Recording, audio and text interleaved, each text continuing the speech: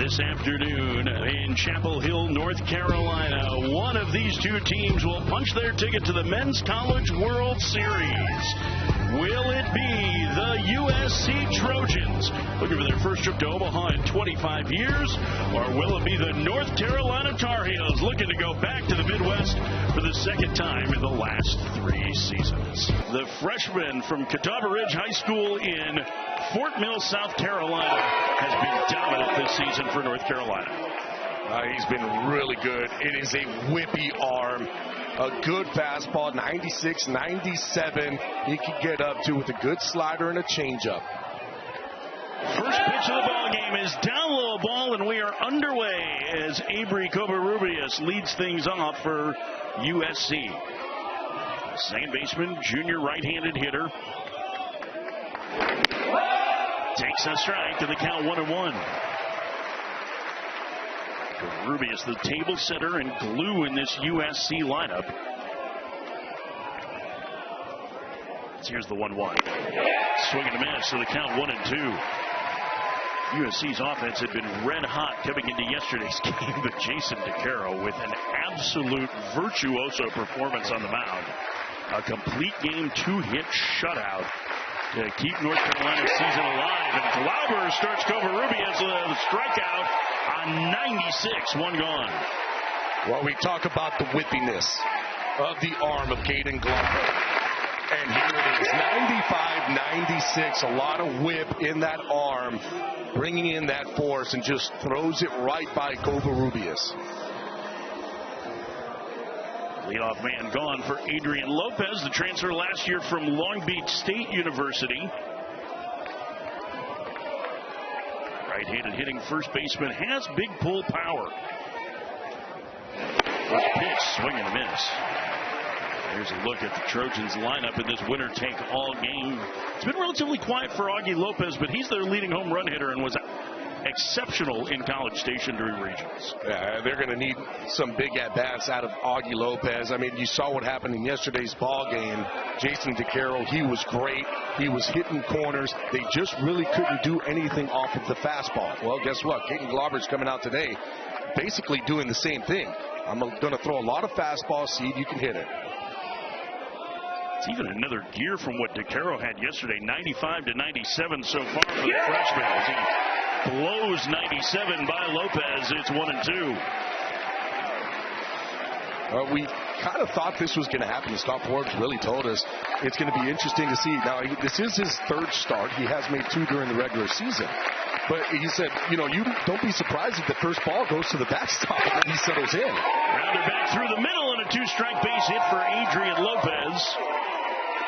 USC already halfway to their hit total from a day ago.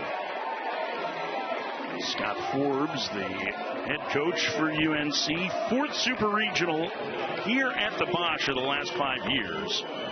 And it really seemed like it was a pretty easy decision in the end. The other option was to start Folger Boaz, but both head coaches made a decision to go with their relief ace/hybrid, because it's not like either of these guys coaches 2 or 3 innings. I mean, they basically carry a starting workload out of the bullpen. And one of the things, too, with Caden Glauber not having to use him in that Friday loss, it was almost kind of like, well, we know that if we need him on that Saturday with DeCaro pitching, we can easily piggyback them.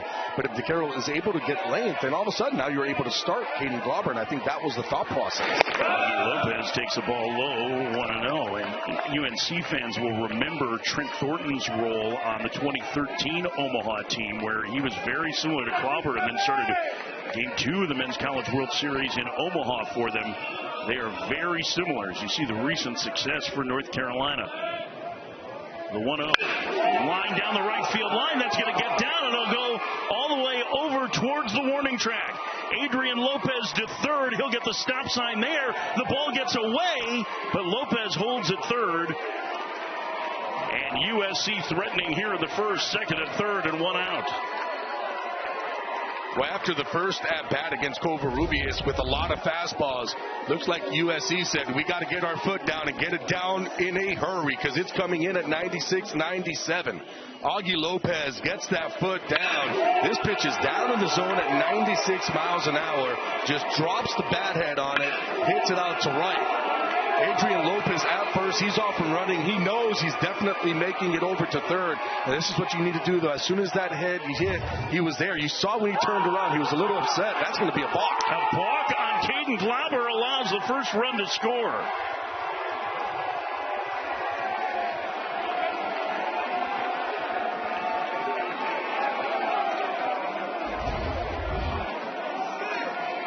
This happened yesterday in the Auburn-Ole Miss game, too. Just couldn't deliver the pitch. It was the back knee buckled on him.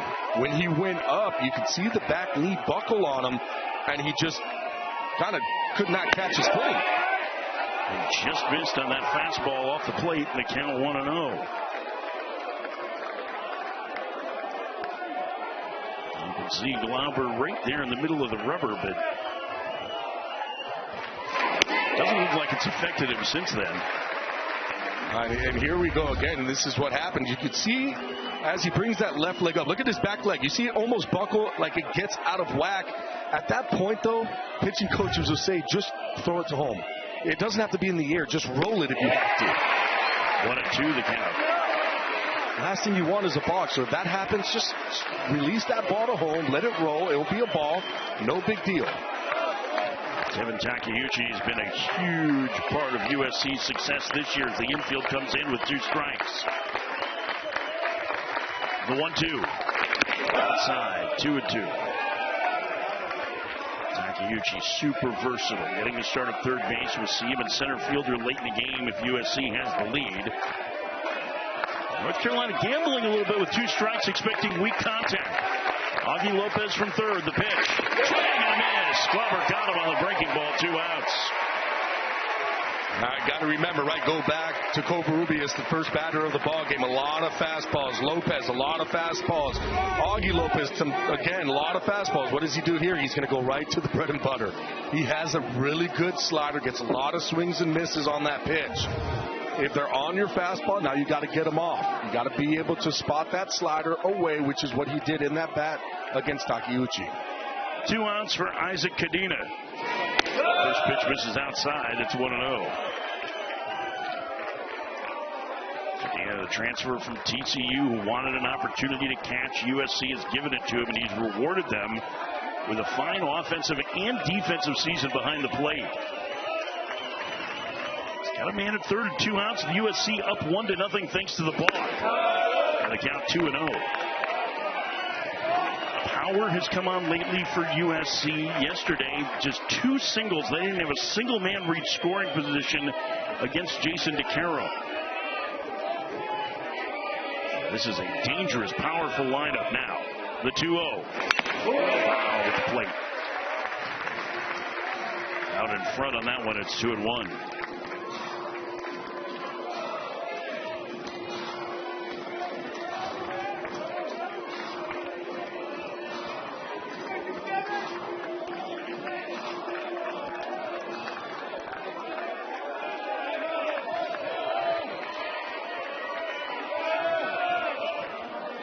The pitch. 2-2.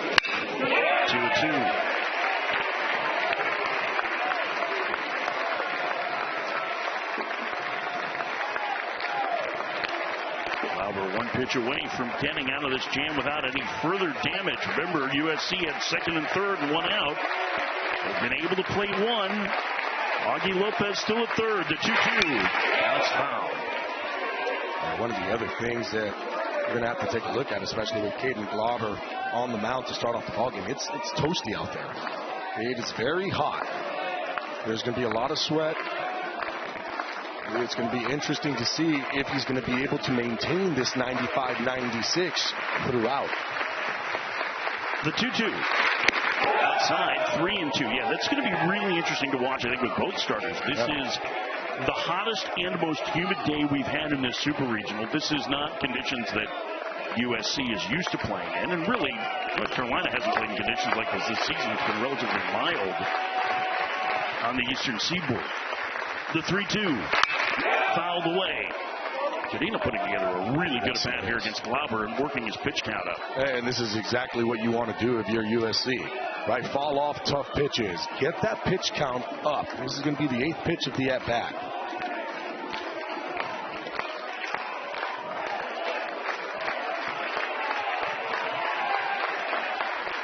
Roberts 3-2. Swinging a roller foul.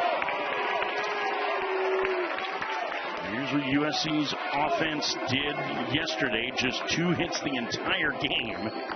Already as many hits here in the first inning and more extra base hits. They didn't have a single man in scoring position. Hey, Kadena looking for a big 2-out hit. Swing and miss. Got him on the breaker, and the inning is over. USC gets a run thanks to the balk after the Augie Lopez double to the bottom of the first. USC 1, North Carolina coming to bat. And they'll have to do it against Andrew Johnson. Drew, as he's known, the sophomore right-hander who was tremendous out of the bullpen and extremely efficient for USC against North Carolina in Game 1. Yeah, in Game 1, talk about efficiency. On 34 pitches, goes 3 2/3. It was just him attacking the zone, and I'm interested to see if he's going to take that same game plan here today, and understanding that this UNC lineup, they do not expand. So if you're throwing it outside of the plate, they're not going to go swing. If you're attacking early, then they will expand with 2 strikes. Jake Schaffner will lead things off, the transfer from North Dakota State, who's had a terrific year in the leadoff spot. First pitch misses low. It's 1-0. We had a chance to talk to Scott Forbes about Schaffner a little bit before the game, and he was just effusive in his praise for how much better he's gotten over the course of this year. 1-0. Leadoff hitter takes outside. 2-0, and this is already a different looking Johnson, who was firing 94, 95 out of the bullpen. Looks like he's trying to pace himself early. Yeah, I think it's pacing himself, understanding it is hot, and they're going to need him to go deep into this ball game. 3-0. Now, what we did say, too, is, remember, in the last outing that he came in on Friday, out of the bullpen, he threw a first pitch strike to 7 consecutive batters. And there's the first strike that he's thrown. Now, he hasn't been off, really. It's just been a little bit off around. It almost looks like he's trying to paint those corners, just not getting in there yet. A high strike, and the count is full. Well, the difference was USC had turned the game around, right? They were down 5-1 in the 6th inning. They scored 5 runs. They took the lead, and all of a sudden Johnson came out of the pen, and UNC was a little bit on their heels, it felt like, too. Schaffner off the pitcher to Takeuchi. The third baseman throws him out. A 1-5-3 put out for out number 1.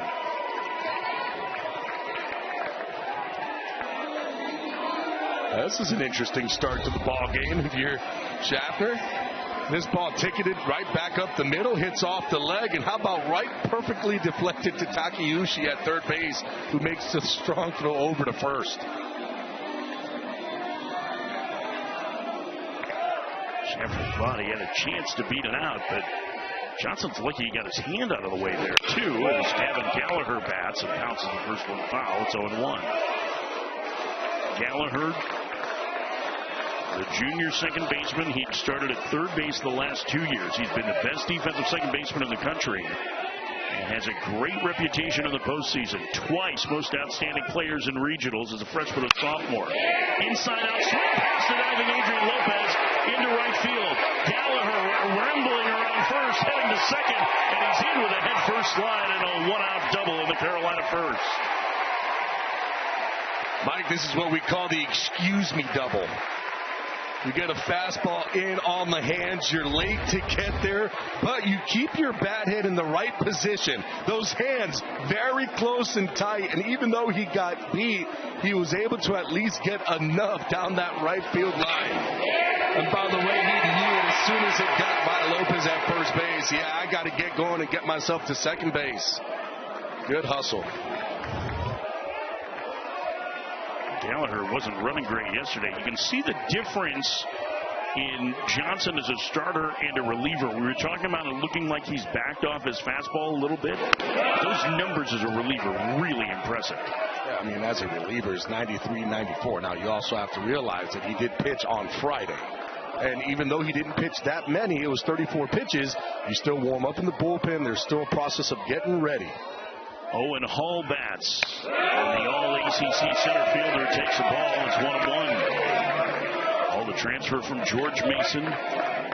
Saw the power increase throughout the year. And you see he has been a great run producer for North Carolina, who has struggled with men in scoring position in this super regional so far. Tampa foul, it's 1-2. They've had a lot of opportunities. They had the bases loaded, nobody out in the first inning of game one of this super and couldn't score. Yeah, bases loaded with one out in yesterday's ball game and couldn't score. That's been one of the problems, especially in this super, where they've been getting the guys on. They've been having a lot of offense. It just haven't gotten that big hit. The 1-2. Ball goes down on strikes. Best fastball so far from Johnson. 2 outs. And this is something that we saw out of Drew Johnson on that Friday game, where he likes to throw, especially with 2 strikes. It's going to be up in that top quadrant. He wants to expand the zone up to be able to get those breaking balls down. Oh, just cannot catch up to it. 2 outs for Macon Winslow, the DH, in the cleanup spot again today. First pitch misses high. It's 1-0. Winslow, the transfer from Duke. He's hit in the middle of this lineup all season. A little bit slower finish to the year. He takes upstairs, 2-0. Here's what we were talking about with North Carolina. They have had a ton of base runners, but just 1 hit so far with men in scoring position. I should mention they had a couple of key sack flies with man at third, less than 2 out situations yesterday to extend the lead. Winslow fouls it back. It's 2-1. Yeah, I haven't been able to get that big hit. Now, they've had some big at-bats in some situations where they needed to have some tack-on runs, and they were able to come through with the sack fly. But when you look at those numbers, it's one of those what could have been, right? Where right now, this is it. It's a win-or-go-home type game. Inside, 3-1. I mean, there's enough pressure with men in scoring position situations. So how do you take that off yourself in those spots? I think it's a big key. Right, a lot of it is take what they give you, right? And that's what sometimes, especially with younger hitters and college hitters, they try to do too much. 3-1 misses him, and Winslow draws a walk. Big league hitters try to do too much. And that's the other. Some big league guys try to do too much in certain situations. So, granted, look, man on third with less than 2, right? Putting the ball in play, understanding how to put the ball in play. If they're playing back, okay, look, I'm going to sacrifice myself as an out to get the run. I'm not trying to hit that big 2 or 3 run homer. It's about just getting the job done of what they're giving you. Sometimes you're going to get hits out of it. Sometimes you're not. You just want to be a little bit more productive. Paulson's been one of the hottest hitters for North Carolina. And he swings and misses the first one. 0-1 yesterday, his first home run of the postseason. Opposite field, lefty-lefty matchup, and just drives this ball right over the fence to left field. That was a big home run at that moment. Transfer from Stony Brook waits.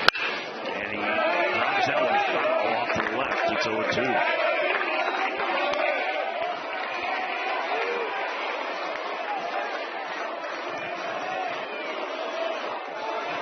Carolina threatening in the first, trailing 1-0.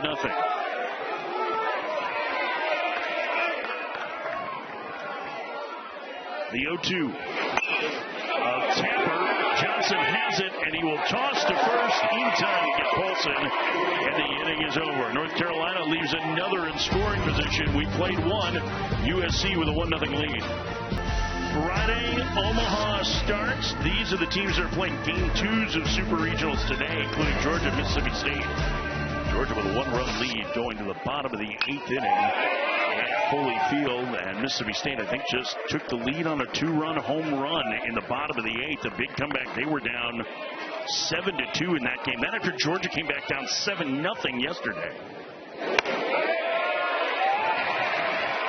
So a really wild one going at Foley Field where, no surprise, the ball was flying.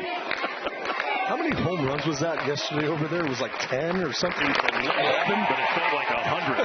As Caden Glauber strikes out Jack Passir to start the second. Already 4 strikeouts for the freshman right-hander. And all of a sudden, you're starting to see the slider a little bit more. And for Caden Glauber, I think that is what's going to be the equalizer. The fastball is going to be great, But guys can hit fastballs nowadays, even if it's 95 or 96 when you leave it up in the zone. One out for Andrew Lamb, the son of former big leaguer Mike Lamb, who had a home run in Game 1 and a safety squeeze single. Just like a true hitter, no batting gloves. That's straight old school. 1-1.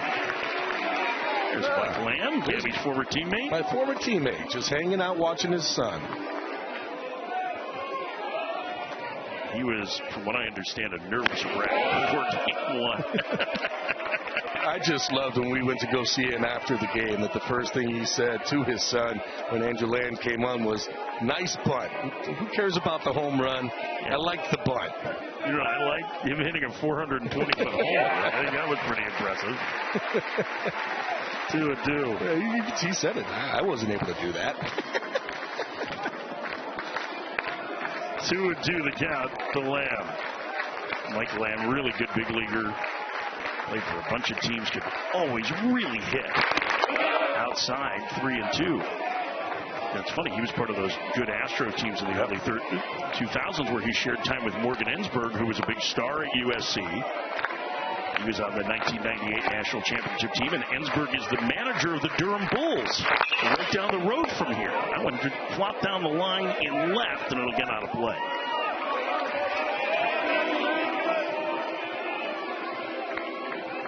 Three and two the count.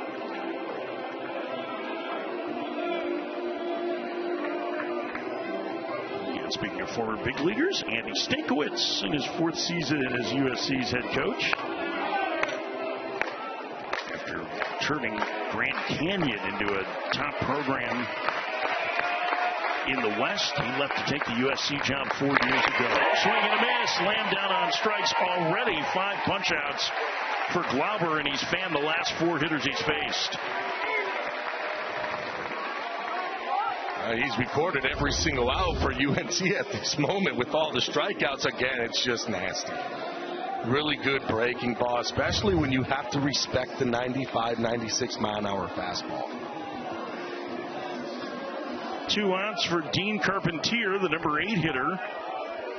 Carpentier had the go-ahead grand slam in Game 1 of Super Regionals for USC as he takes a strike. Bottom of the lineup fueled USC in regionals, and in Game 1 yesterday they were pretty quiet.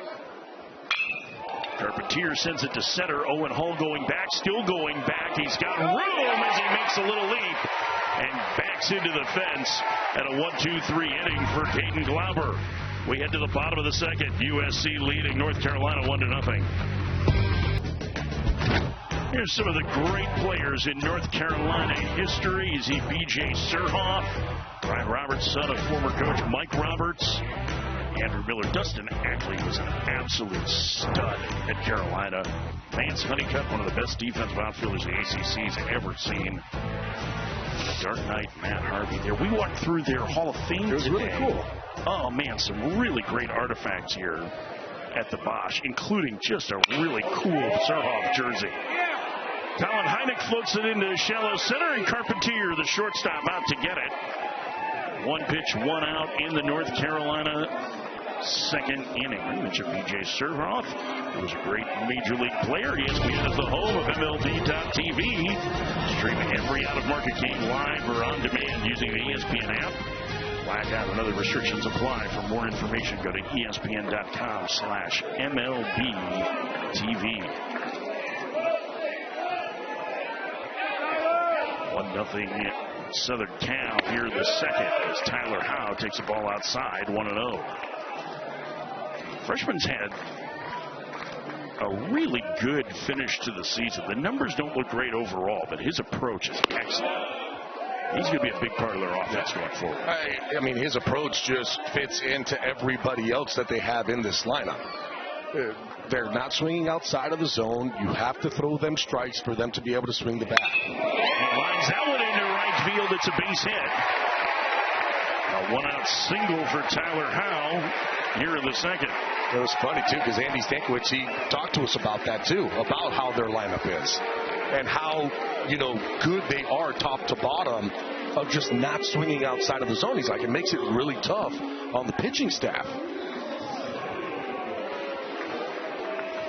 I think he's got his cheering section down the right field line. Can he make them happy with a snap hook shot? I'll tell you what, if he does a snap hook shot, be ready. It's coming in hot. Cooper Nicholson takes a ball outside 1-0. Leading home run hitter moved down to the 8th spot. He has struggled this postseason, although he was hit by a pitch and delivered a sacrifice yesterday.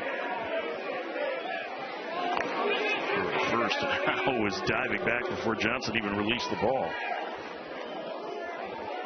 Howe 4 of 4 in stolen base attempts.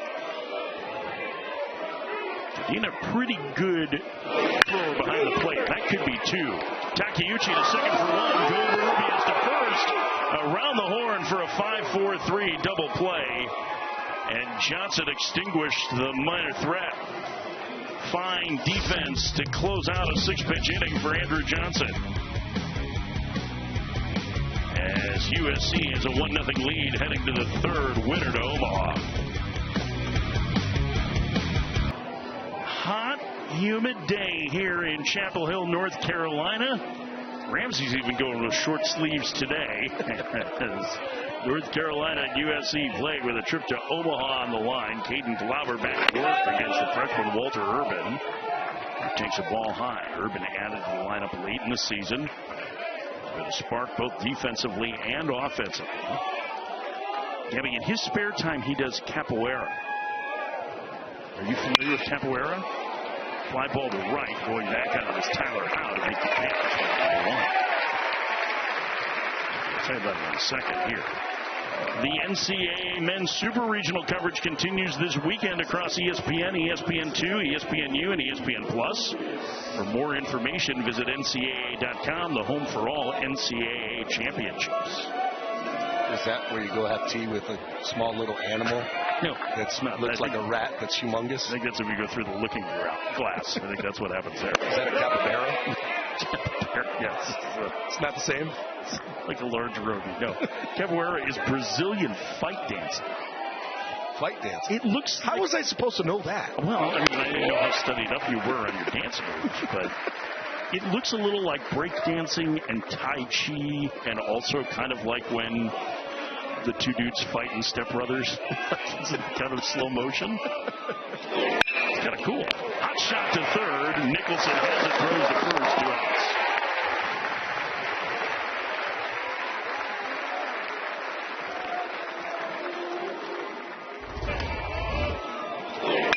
This ball smacked over to third. Nicholson does a nice job of just making the play and getting it over to first.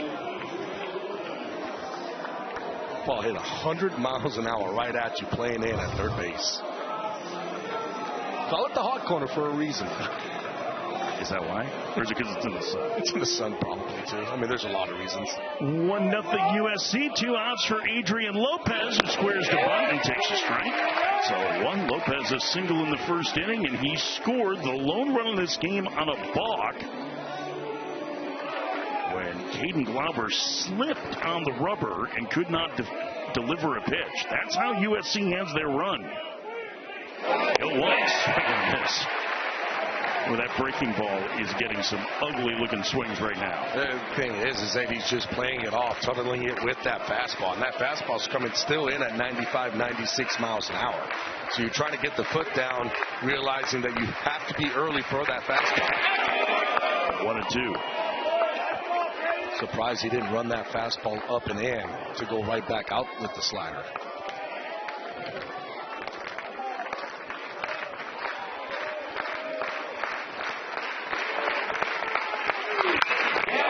The end of the bat and foul. You're still advocating for fastball in? Yeah, just because right now you're starting to see USC kind of reaching out there, and still now they're going. I mean, that ball is probably 3 or 4 balls off the plate, and they're still able to make contact. So once you see that movement going out there, then you can rush it in. Looked like he tried to, and he just tugged on it, 2-2. Yeah, they wanted to go in with it, especially after 2 sliders away. Just couldn't get it in there, tugged on it. And go back to the slider away. Frank Gaines, pitching coach for UNC, he goes back to the breaking ball. Strikeout number 6 already for Glauber, who's set down 8 in a row. The USC is a 1-0 lead as we get to the bottom of the third. Andrew Johnson's mom, Andrea, leading the cheers today in the USC section. Her son has been outstanding in both his appearances. Got to rehydrate, get a little snack in you. Got to get a dog at the ball game. First pitch is a strike to Ron Kellis, the 5th. Andrew Johnson's been excellent so far in both appearances. And gets a number back to the mound. Well, underhand to first to retire Ron Kellis, 1 out. Hey, he has gotten some really weak contact here early. Hey, especially off the fastball. He's just doing a really good job of going east to west with that fastball. And he's trying to stay down in the zone.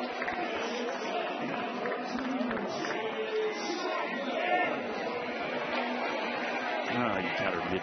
She's just cheering. Well, I mean, she does get it with mustard, it looks like. Well, that's so good. You're happy about She's that. Smart. Yeah. I'll know what you should and shouldn't put on a dog. Jake Schaffner hit a comebacker off the backside of Andrew Johnson that Kevin Takeuchi made a play on. And rifles outward into right field, a base hit for the leadoff man. And good speed aboard for North Carolina with 1 out in the third. It's interesting to see now, second time through the lineup. Now this UNC ball club and has already seen Hugh Johnson. They saw him on Friday, threw the ball exceptionally well, going 3 2/3. Now this is really probably about the 4th time that these guys are starting to see him again. So what kind of adjustments now can Drew Johnson make against this UNC lineup?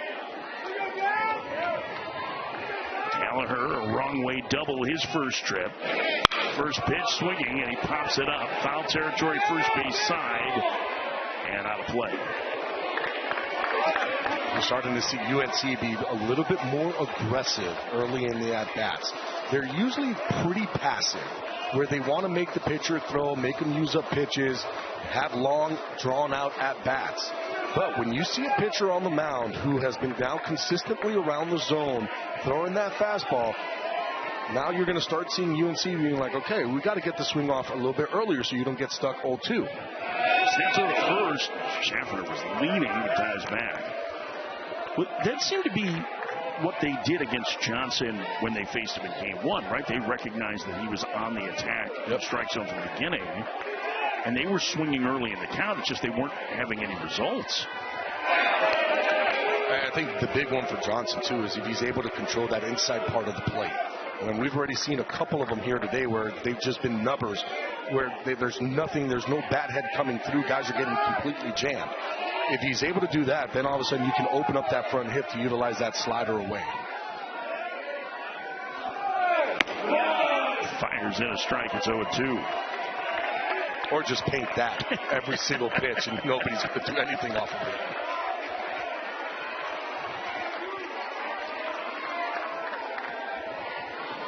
Schaffner the lead from first. The 0-2, swing and miss. Gallagher chases a breaking ball. Second strikeout for Johnson, 2 outs. And that's where we talk about with the slider, right? Being able to utilize that slider, having that fastball working that outside corner. You play the slider right off of that, the fastball, going to get the swing and miss. Where this ball starts, middle away, breaks off about a foot. Get the swing and miss off of Gavin Gallagher.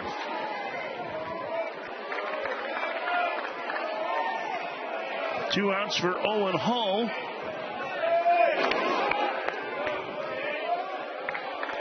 Hall a strikeout victim in the first.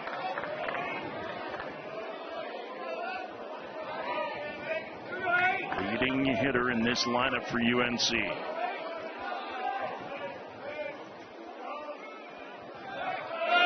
Good throw over and Schaffner back. Yeah, being smart, Schaffner 25 for 28 in stolen bases with 2 outs, not trying to let him get into scoring position. Johnson fairly quick to the plate, though. He's varying his holds, how long he's taking between each pitch. And Hall lines it down the right field line. That's got a chance to be extra bases. Schaffner on his way to third. Forbes is waving it home.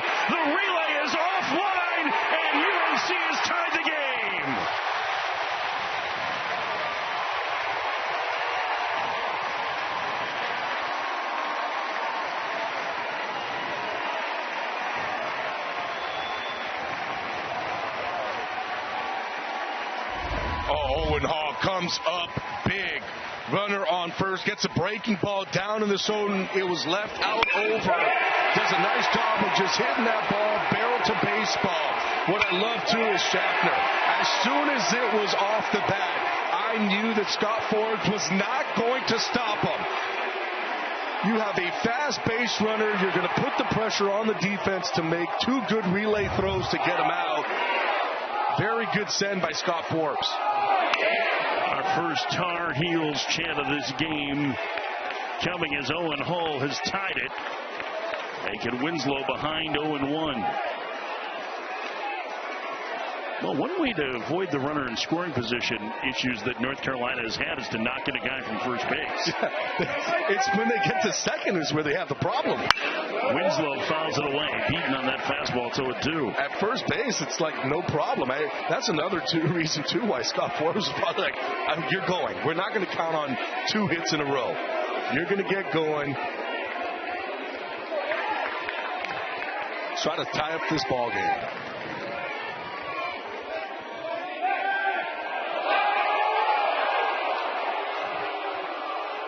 A little smile from Johnson. 0-2 the count to Winslow.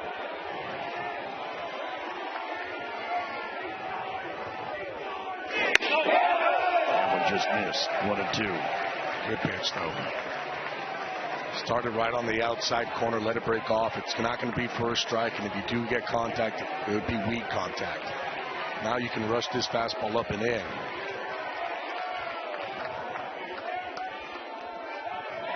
Pickoff play to second. That was a real one, and Hall able to dive back.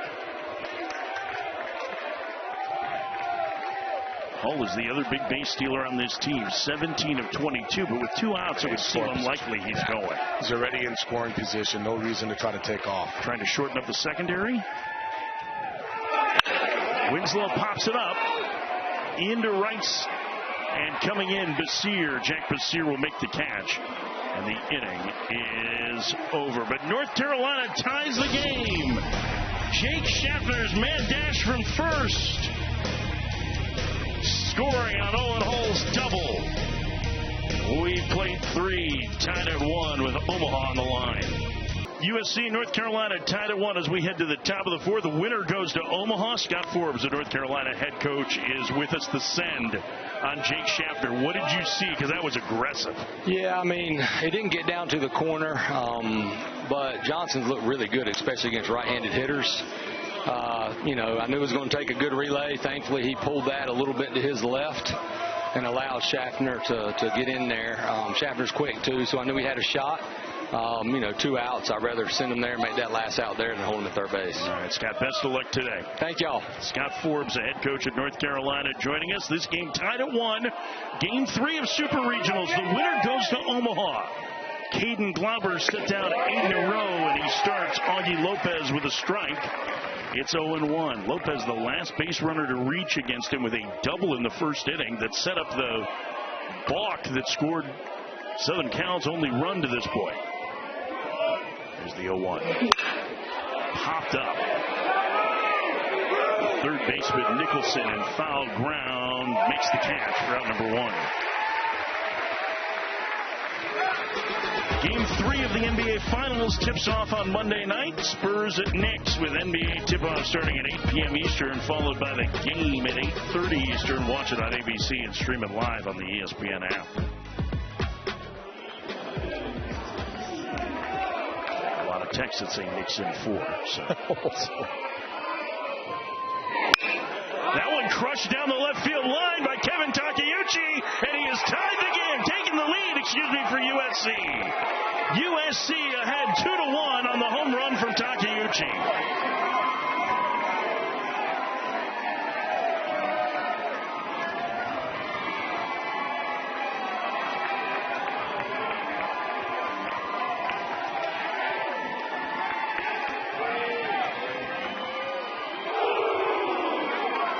Snaps a string of 9 in a row, retired by Glauber, a guy who doesn't give up many homers, gave one up here. Yeah, Takeuchi takes care of a hanging slider. Does not miss it, hits it 106 miles an hour off the bat. Caden Glauber blew it as soon as it left Takeuchi's bat. And a rocket to center field by Cadena, caught by Howell for out number 2. Some hard contact here to the last 2 hitters of the USC lineup. Yeah, that was a fastball. It's either you start to sit on fastballs or you're sitting on breaking balls, right? You have to do one of the two. You're going to get one of those in the at-bat. For me, Takeuchi was probably looking fastball to right center field, gets a hanging breaking ball, is able to hit it. Right there, Cadena, he was looking straight here, and boy, he hit that ball hard. It was 108 miles an hour off the bat. First pitch is a strike to Jake Basir, strikeout victim to start the second. 0-1 misses, 1-1. Kevin Takeuchi with a solo home run has given USC the lead in the 4th. Swing and miss, it's 1-2. That was only the 6th home run that Caden Glauber has given up this season.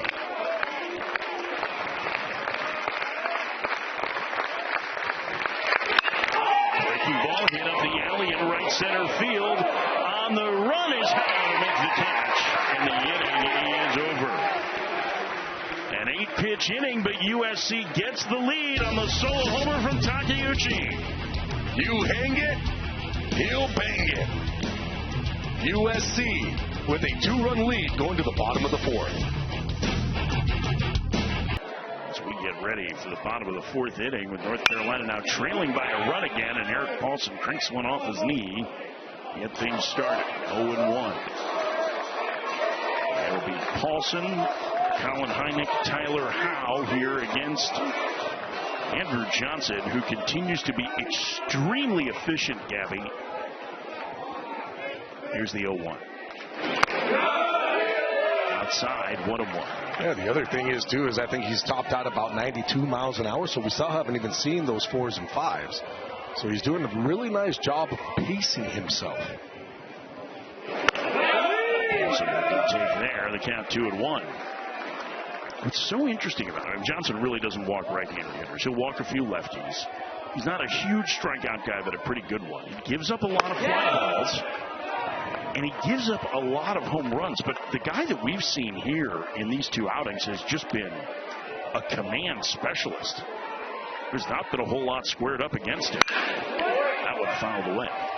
The other thing, too, is the way that he attacks certain hitters, right? Lefty hitters compared to right-handed hitters. Lefty hitters, fastball, changeup predominantly. So you'll see a ton of just changeup after changeup.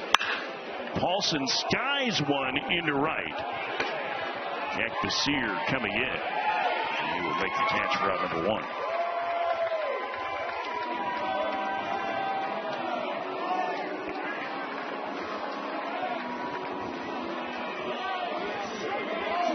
Leadoff man gone in the North Carolina 4th. Scott Forbes trying to find a way to get their offense going. Great crowd. The only empty seats here are people that are standing on the concourse to get out of the sun. As Colin Hynek bounces a foul. It's 0-1. Concourse here at the Bosch, filled with people. USC personnel super impressed with Boschmer Stadium. Talking to them today. Foul tip, the count 0-2. Yeah, we talked about against lefties, right? Fastball changeup, or against righties. It's going to be fastball sliders. So those are the 2 different things. So if you're a righty, you know it's going to be basically fastball slider. If you're a lefty, you're going to get a lot of changeups. Swing and a miss. Hynek got back-to-back sliders there. Goes down on strikes. There's the 3rd strikeout for Johnson. 2 outs. Just a pitcher. I mean, that is what I'm seeing out of Drew Johnson right now. Just being able to just spot the corners with the fastball. It's not an overpowering fastball either. And I mean, you look what he's been able to do to this lineup, going 3 2/3 today, only allowing the 4 hits and 1 earned run, striking out 3. Tyler Howe singled his first trip for North Carolina. First one back, it's 0-1. It just seems, too, with that elevated fastball, the Tar Heels aren't able to get on top of it. Like, it just seems like everything is just a tick underneath. So you're seeing a lot of foul balls right back to the screen. In the dirt, it's 1-1.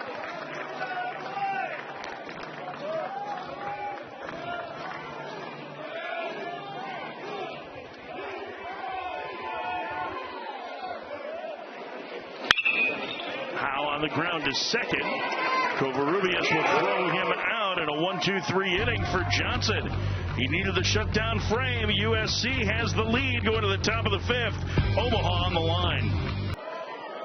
Top of the fifth inning, USC with a 2-1 lead on North Carolina.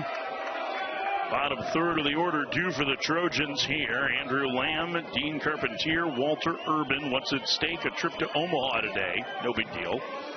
North Carolina trying to go for the second time in 3 years. It's been a quarter century since USC has. And Andrew Lamb just increased their chances. A solo home run to right. It's 3-1 Trojans.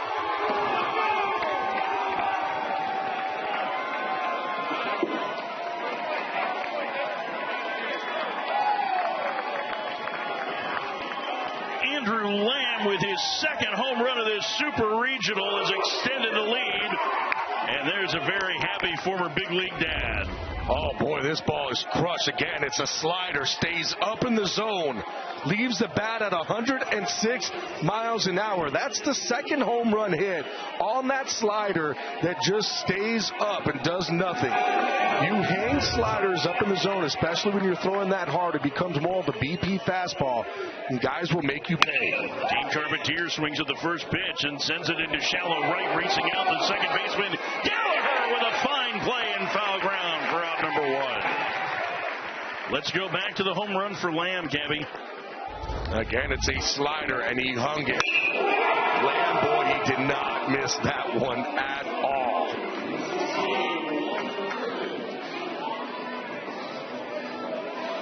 Fourteenth of the season for the left fielder, extending the lead. Now, the last inning, we have seen a few more mistakes from Glauber. Now, the pitch count shouldn't be an issue. He is stretched out.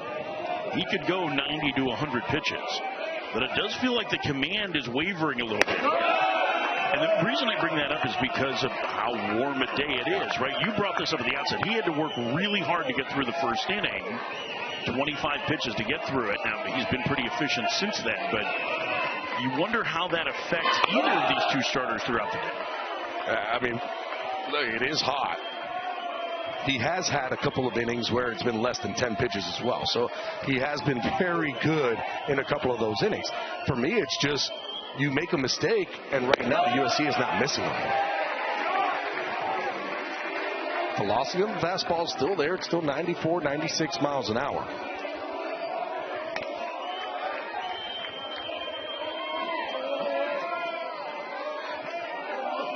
Here comes the 2-1. 2-2. Now we would expect behind Glauber we'll see Walker McDuffie, who gave up the go-ahead grand slam to Dean Carpentier in the first game. In fact, there's McDuffie doing some calisthenics. The other name that I think we will see is probably Jackson Rose, the freshman left-hander, who was outstanding in game one as well. And those seem to be the top three names that they will count on for Carolina today. The 3-2 to the number 9 hitter, Urban. He's down on strikes. 7 strikeouts for Glauber, 2 outs.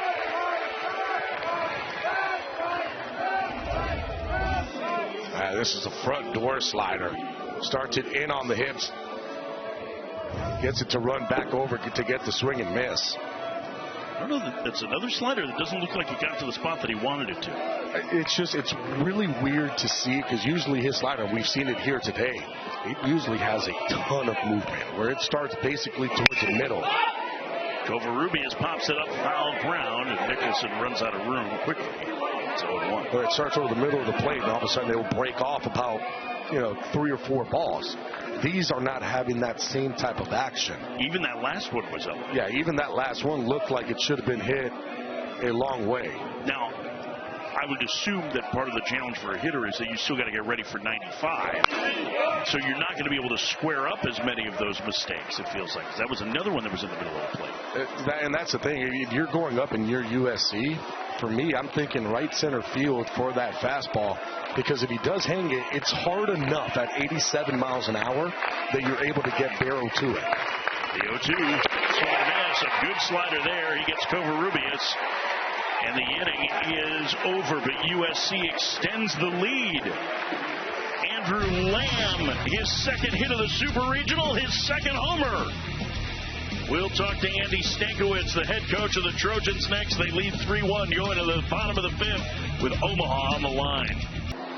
USC with a 3-1 lead on North Carolina as we head to the bottom of the fifth. We're joined now by Southern Cal head coach Andy Stankiewicz. And Stanky, the offense has had a couple of big blasts against Caden Glauber. What are you seeing with the power right now? Well, just getting underneath the baseball and getting through it. Right. Yesterday we had a hard time doing it against their starter, but today we're doing a better job of getting inside the baseball and getting through it and get some good backspin in the pull side. So we got a long way to go. Yeah, I like the couple swings that we put on them. Andy, we appreciate the time. Best of luck today. Okay, thank you. Andy Stankiewicz, former Pepperdine standout, former big leaguer. There's the son of the former big leaguer, and Andrew Lamb. Bottom of the order due for North Carolina against Drew Johnson, who's been very efficient so far. It's a one pitch out of Nicholson to start the fifth. Well, this is starting to look like what he did to North Carolina in game one out of the pen. Quick outs. And not only that, all of a sudden that UNC has now fallen behind by 2. And you understand, too, this is a win or go home. If you don't win this game, you don't go to that goal, which is going to Omaha, putting a little bit more pressure on themselves. All of a sudden now starting to take a little bit bigger hacks. Rob Kellis, the fifth, takes the ball low, 1-0. And that's what you want to see if you're UNC. And if you're Scott Forbes, okay, I want to see my team now try to get him up in the zone. Got to be able to get him up. 1-1. Is that nasty, right? And all of a sudden, we started to see Drew Johnson. He's starting to throw that slider for strikes. He's able to utilize it whenever he wants. He has that fastball working from side to side. Here comes the 1-1. Back through the middle and right into the shift. Covarrubias will throw out Kellis, 2 outs. It's a lot of ground ball outs for Johnson, who's a fly ball pitcher today. It doesn't really give up all that many ground balls. I mean, for the season, he's basically a 34% ground ball pitcher. That ranks in like the 10th percentile of being a ground ball pitcher. Yeah, he's got 7 ground ball outs today in the 14 outs that he's recorded. So he's done a very good job as the breeze has picked up, blowing towards the left field corner here on this very hot day. Schaffner Singleton scored the lone North Carolina run back in the third, scoring from first on Owen Hull's double. 1-0 the count. 2-0. You see the wind gusting to 16 miles an hour. Pretty steady breeze now after it was very still right at first pitch. The 2-0. Schaffner hits it in the air to center, going back on it is Urban. He's got lots of room, and the center fielder puts it away, and 7 in a row set down by Drew Johnson. He needs just 7 pitches to get through the fifth, and USC leading 3-1 with Omaha awaiting. And the heart of the order due for USC against Caden Glauber here in the 6th. First pitch is a strike. It's 0-1. Glauber still with good velocity. He's given up a pair of solo homers and a run scoring in the first inning on a balk. He's also got 8 strikeouts and no walks. He's ahead 0-2.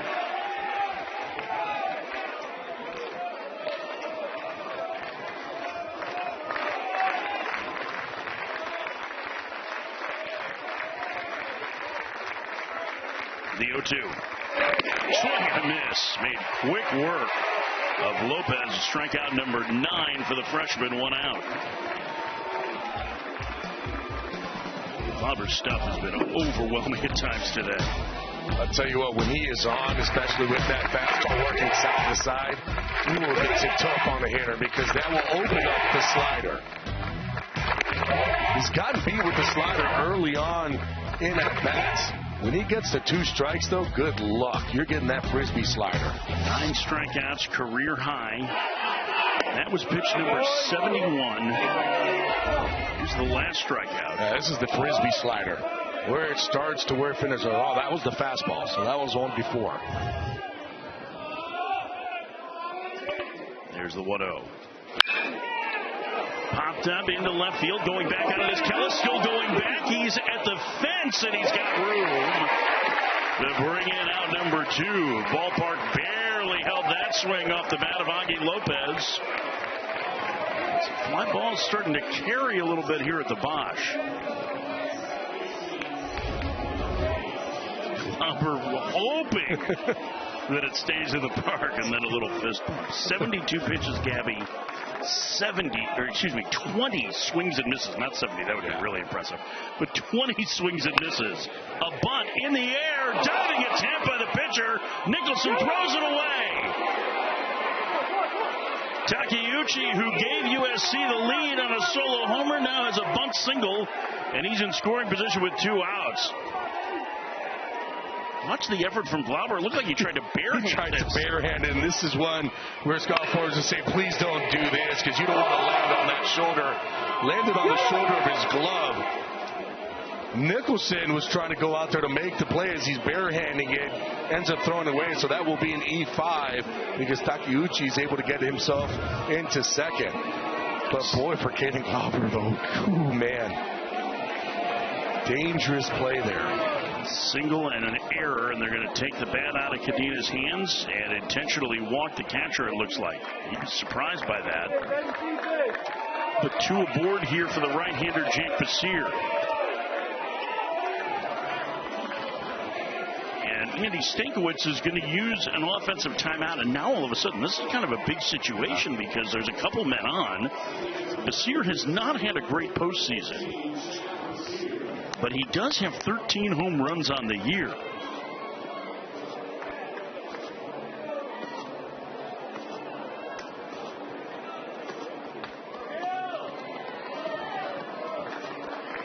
Excuse me, he has 10 home runs on the year. Yeah, but so it's a double-digit home run guy. If you make a mistake, and remember, too, we've talked about, especially the slider, to get me over early in the count, not really doing much. If you leave something like that out over, that ball can be punished. Now there's a couple of guys on. Saw Jackson Rose getting loose. Basier 0 for 8 in the Super Regional. Big spot here with 2 outs of the 6th.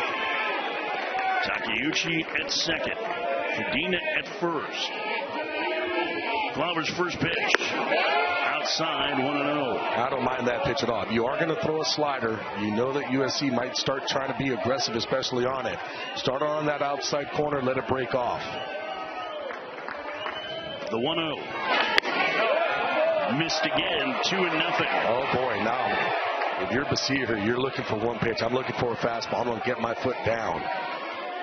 I'm looking to pull it, too. I'm not looking to just hit the ball the opposite way. I want to create damage. The 2-0. Swinging a pop-up. Foul territory, third base side. Nicholson, a long run coming over Kellis, and no play. That was in the air for a long time, but it hits the netting. It's 2-1. How about that on a 2-0? Goes right back to the slider. So is he going to just keep feeding and breaking balls here? I mean, at some point you feel like you have to be able to throw that fastball in. The problem is that he hasn't really been able to control the fastball to the inside part of the plate to a righty. It keeps kind of leaking out over. The Stankiewicz club with a 2-run lead here in the 6th. Scott Forbes trying to get Glauber through this 6th inning. A balk with a man at third and 2 solo home runs is all USC has had against the freshman right-hander.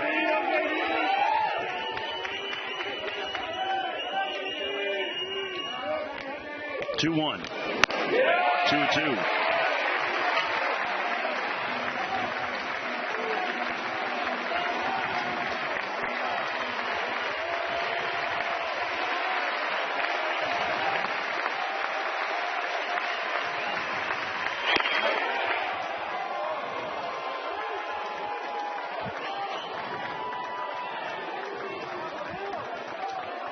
like USC threatening to make it a much bigger advantage. They lead 3-1 here in the top of the sixth. The winner goes to Omaha, and a grounder to third. Cooper Nicholson will throw out Jack Basir to end this inning and get out of a jam.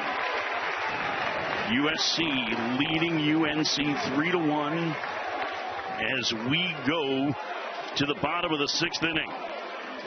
Here's how USC offense has gotten them this advantage. It was a 1-1 game when Kevin Takeuchi hit a solo home run in the fourth inning off Caden Glauber.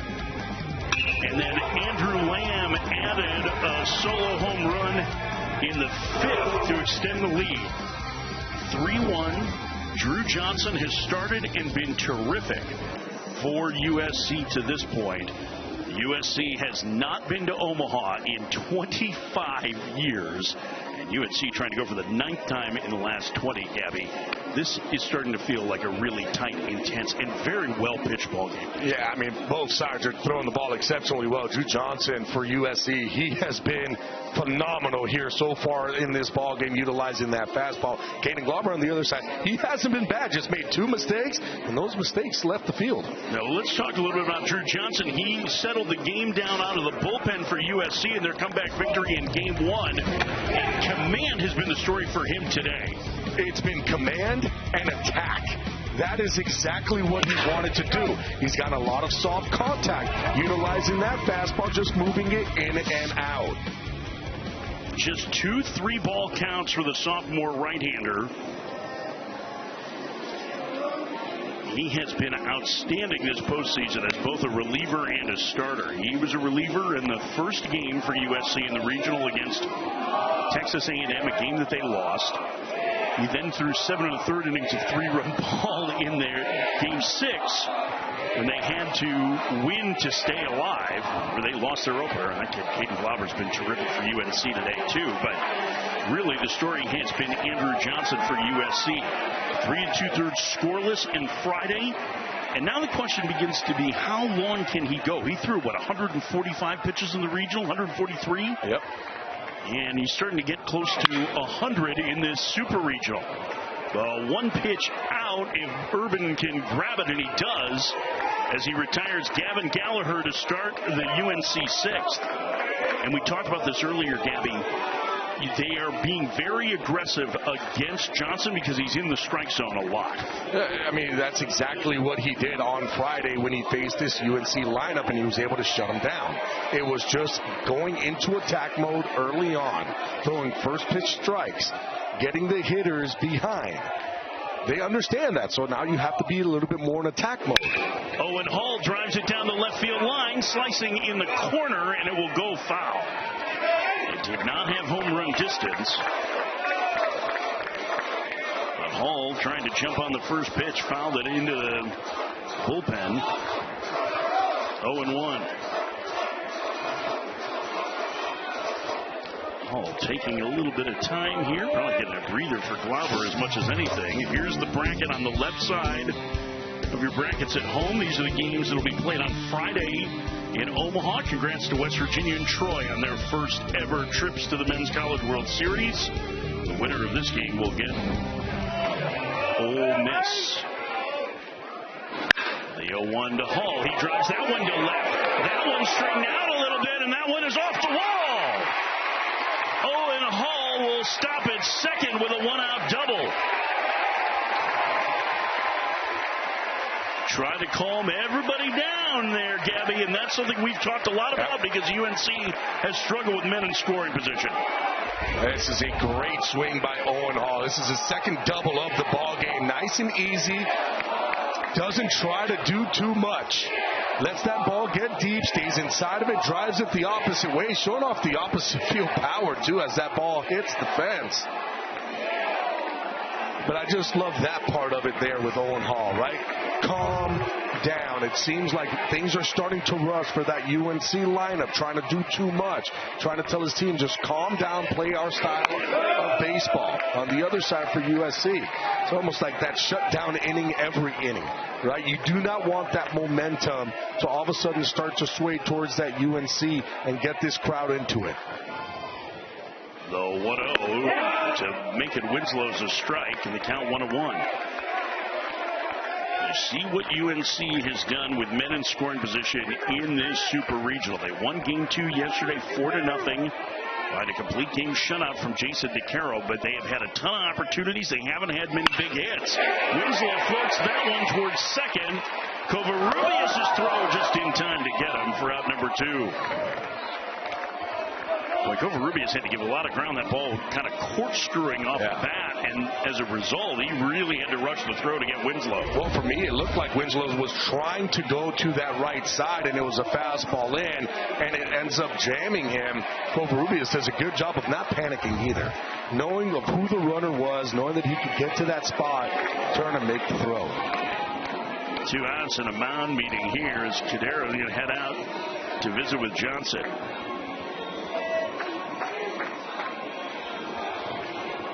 You talked about Johnson, too. You talked about that last game that he had at Texas A&M during the regional. 124 pitches in that ball game. So he is somebody that after a couple days rest can still throw a ton of pitches.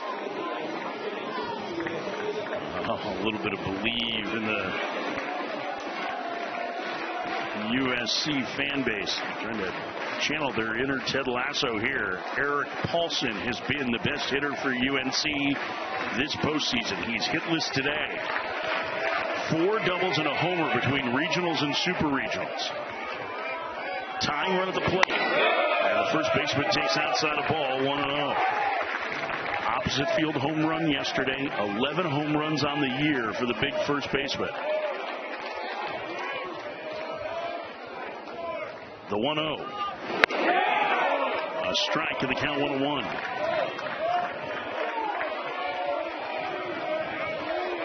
Johnson has gone to just 2 3-ball counts with hitters today. He has been in control. The 1-1. Paulson fouls it away. It's 1-2.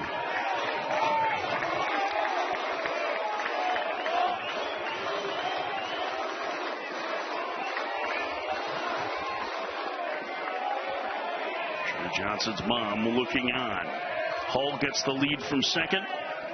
The pitch. 2-2.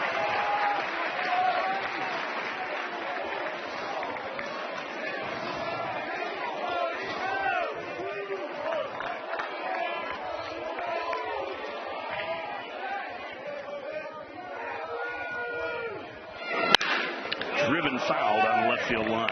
It just seems like to me right now with UNC, especially with the lefties, and we're seeing here with Paulson, fastballs being late. Why? Because you know the changeup is a very good pitch. So the only way you can try to stay on that changeup where you're still able to pull it is if you're thinking left center field. They're just a tick late right now, almost thinking probably down that left field line.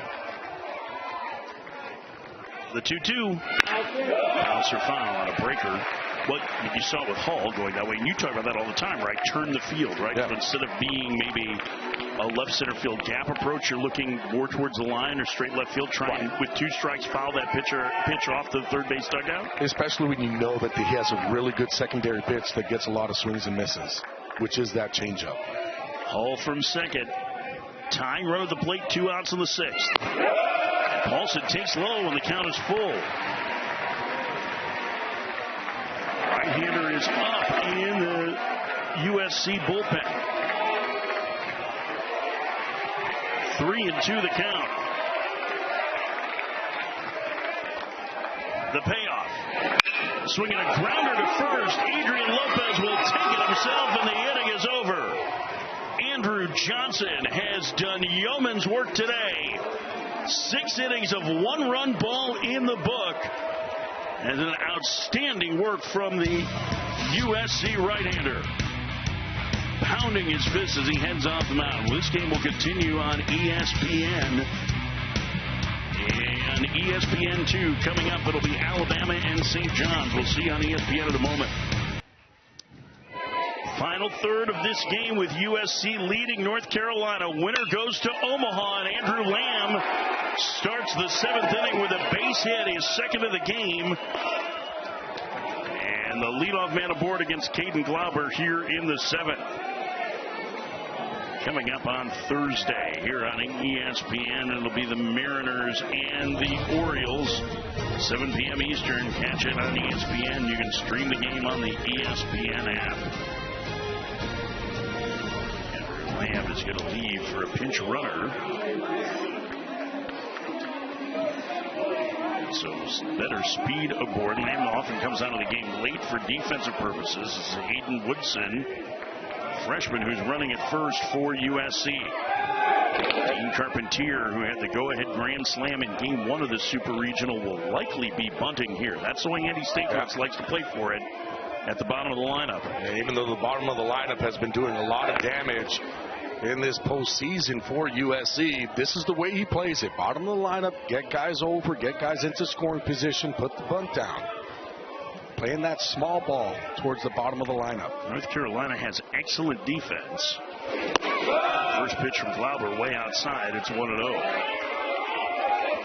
Walker McDuffie beginning to toss in the North Carolina bullpen. Glauber, the relief ace, getting the start in this winner-take-all game, and he's been very good, but his team trails 3-1. The 1-0. Misses low, 2-0.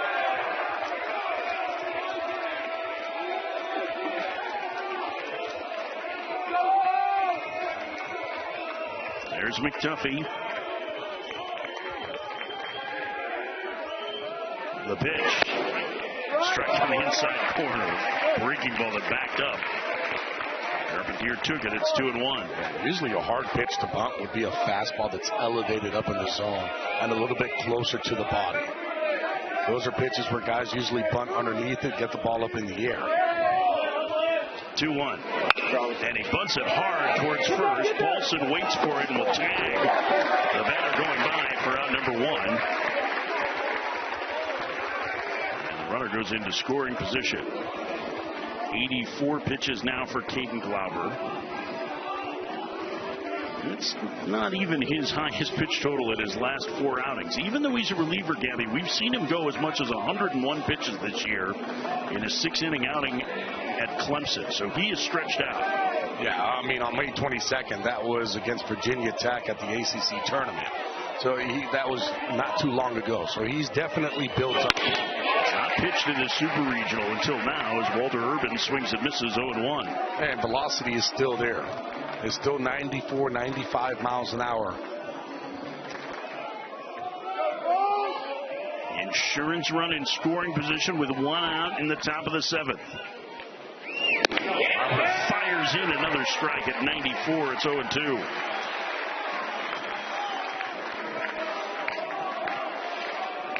Two solo home runs from USC. The difference in this one right now.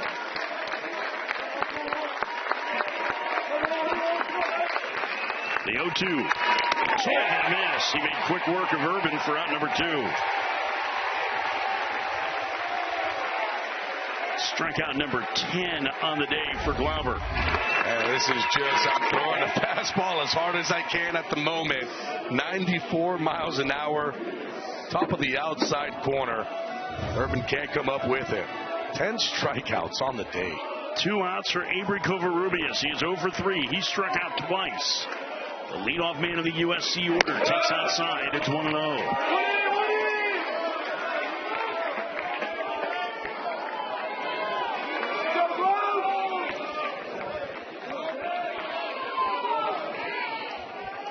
The 1-0. That one hit just foul. Just past the bag at first. It's 1-1.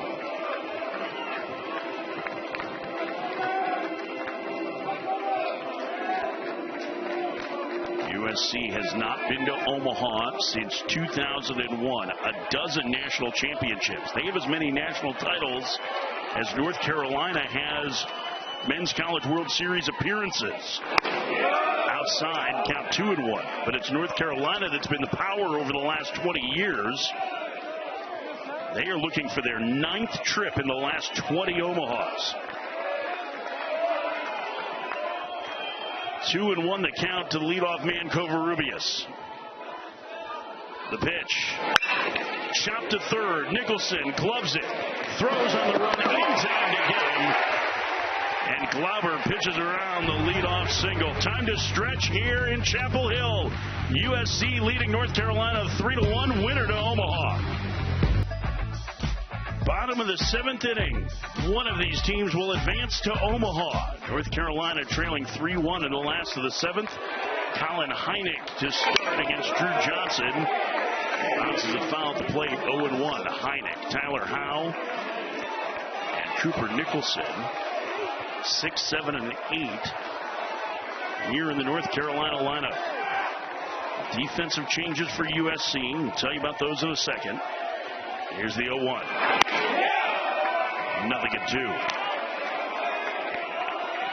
The new third baseman is Maddox Risky, son of former big leaguer David Risky. Kevin Takeuchi moves from third base to center field. Johnson misses 1 and 2. And the new left fielder Walter Urban, who slides over from center field. Drew Johnson has been the story for USC so far. 75th pitch of the game. And Heineck pops it up. Foul ground, third base side. The shortstop Carpentier makes the catch for out number 1. USC is the most decorated program in college baseball history. Rod Dato, 11 national championships as their head coach. 2 Hall of Famers in Tom Seaver and Randy Johnson. And yet it has been 25 years since they've been to the Men's College World Series and 28 since their last win. Andy Stankiewicz trying to get the team there in his 4th season as head coach.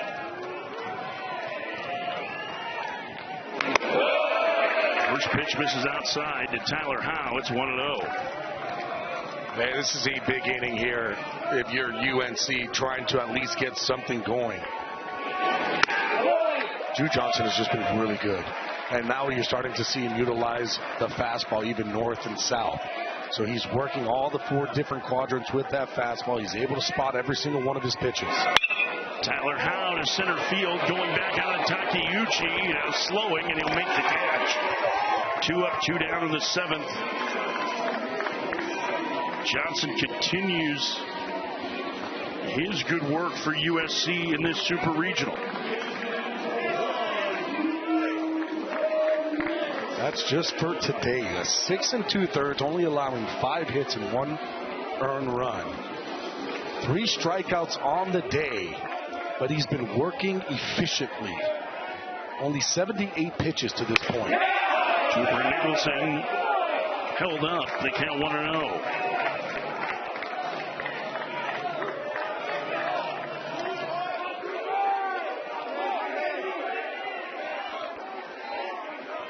The pitch. Third baseman takes off the plate, 2-0.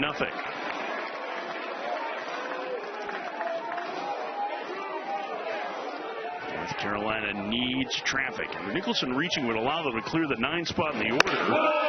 As he takes a strike, it's 2-1. I'm just so impressed with what Johnson has done based on how much he pitched in regionals, and he went 3 2/3 in game 1 out of the pen.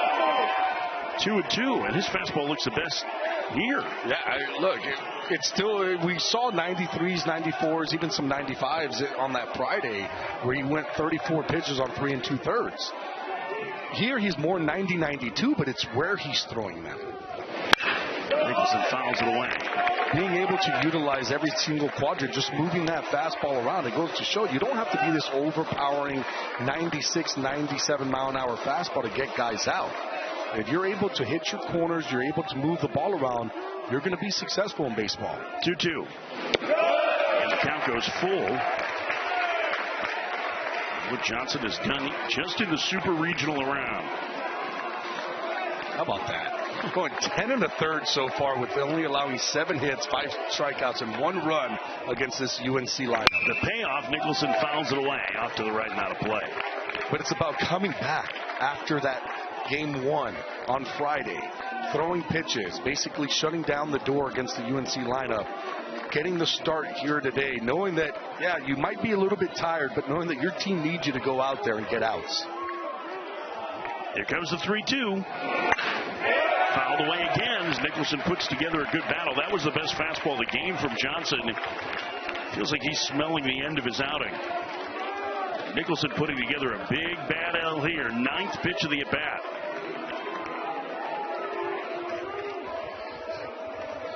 A 3-2 again. Ball 4 and a huge 2-out walk for Nicholson as it brings the tying run to the plate.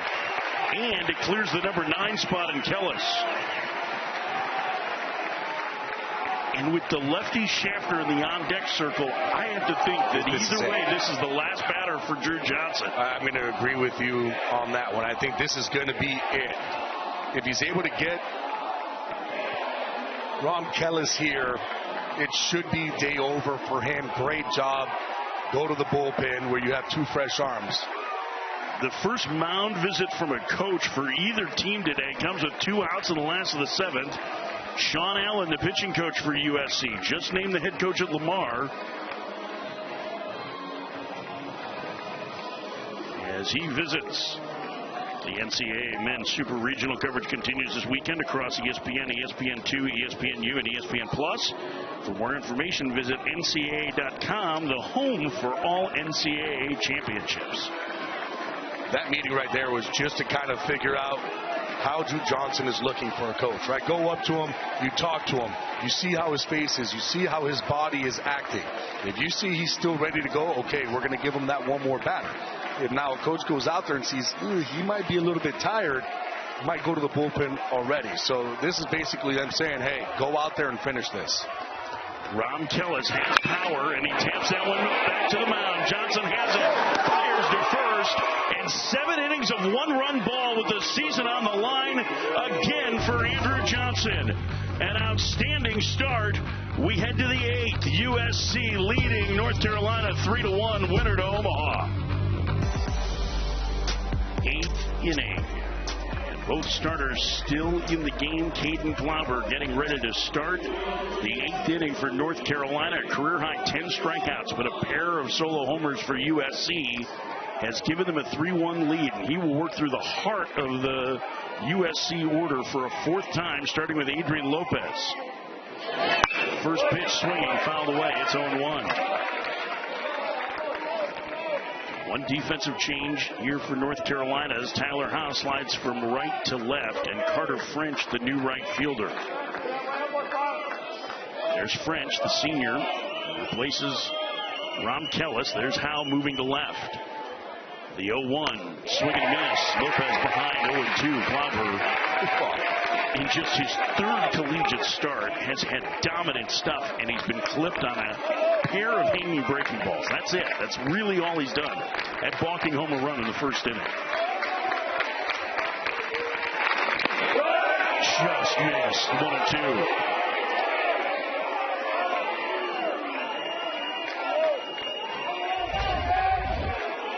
I'll tell you what, Scott Porter's wanted this one, but yeah, it is down. Great job receiving by Heineck. I'm bringing it back up, and it is down. Swing and miss. Strikeout number 11 for Glauber.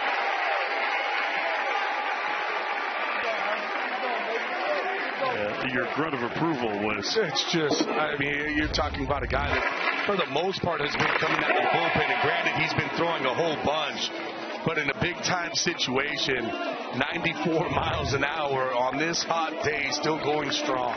11 strikeouts, all of them swinging, and with the lefty Augie Lopez coming up, Scott Forbes is going to head out, and looks like he's going to take the ball from Caden Glauber. Gabby, I would say that the freshman more than did his job today. I think what the freshman did was basically earn his spot next year in that Friday night role. That's how good he is. 11 strikeouts, 1 walk. That one was intentional. And it'll be a big ovation for Glauber as he walks off the mound, and Walker McDuffie, it's Jackson Rose that's going to enter the game. One freshman will give way to another as Rose takes over.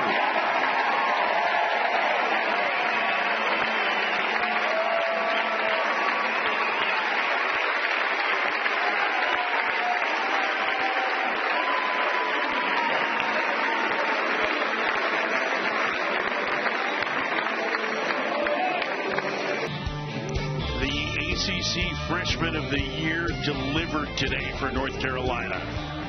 A career high 11 strikeouts, the only walk intentional. An outstanding performance, but his team trails 3-1 as one freshman turns it over to another, and the talented Jackson Rose takes over on the mound for North Carolina. First pitch to Augie Lopez, misses 1-0. Rose's numbers, a midweek starter for most of the year, but he is electric stuff. Oh, boy, it's a really good fastball, anywhere from 89 to 92 miles an hour. Loves to throw that slider against left-handed hitters.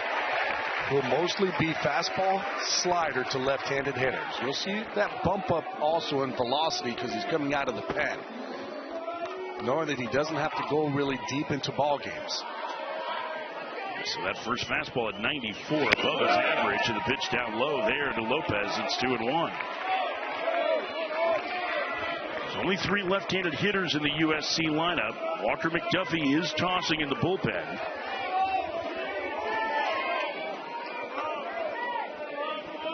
Rose winds and delivers. 2-2.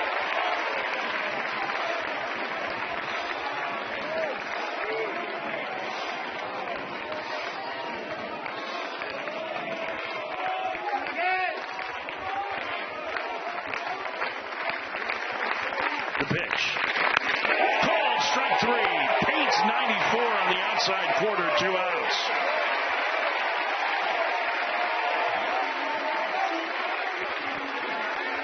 Well, Mike, you talked about electric arm. Yeah, this is electric, all right. This is 94 from a low 3/4 slot coming at you. For the season, guys only hit 178 against him coming into this outing. 2 outs for Kevin Takeuchi. A solo home run to give USC the lead back in the 4th. He's behind 0-1. All right, Gabby. The top of the order due for UNC in the 8th. They'll have Schaffner, Gallagher, and Hall. The question is, will it be against Drew Johnson? Sax Matson was up in the bullpen earlier. He's one of their more dependable relievers, and he is very good against lefties. 2 of the top 3 hitters in the lineup left-handed for UNC. I would say it's time that you have to go to the bullpen. Drew Johnson, he did his job. He got you through 7. You have 2 innings to cover now. You can't just keep throwing him back out there. I think right now the velocity, he's going to try to maybe overthrow. It just would not work out great. You got to go to your bullpen. 2-1 popped up. Shallow right. It's the second baseman Gallagher who'll make the catch. And Rose retires both that he faces in the top of the 8th. 3-1 USC as we head to the bottom of the 8th inning. North Carolina with the top of the order due. Winner of this game goes to Omaha. USC leading North Carolina 3-1, trying to end a 25-year Omaha drought. Solo home runs from Kevin Takeuchi and Andrew Lamb, the difference in the game, and Andrew Johnson going back out for the 8th inning for USC to face the top of the North Carolina lineup. Gabby, we talked about it in the last half inning. Surprised that Johnson's still out there? I am. I'm a little bit surprised just because of who you have coming up. You do have 2 lefties, Gallagher and Owen Hall. So you have a good lefty in the bullpen. You have a guy that's been throwing a whole bunch, threw already on Friday, throwing back again on a Sunday. 34 pitches on Friday, and ahead 0-2 as he just reached his 90th pitch of this one. Gavin Gallagher in the on-deck circle. North Carolina has 5 hits, 4 of them from these top 3 hitters in the lineup. Tried to overthrow that fastball. It's 1-2. Schaffner singled and scored the lone North Carolina run in the 3rd. And he takes high, 2-2.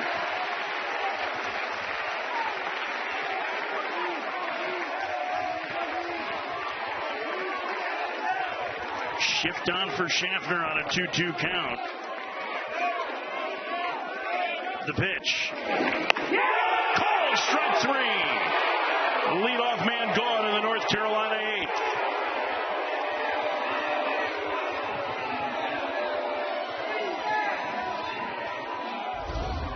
Boy, this is just painting a fastball down and away. It looked like it was a little bit off. Schaffner did not like it, but called strike 3. Andrew Johnson's mom, Andrea, loves it. 1 out. Cadena going to the mound to visit with Johnson.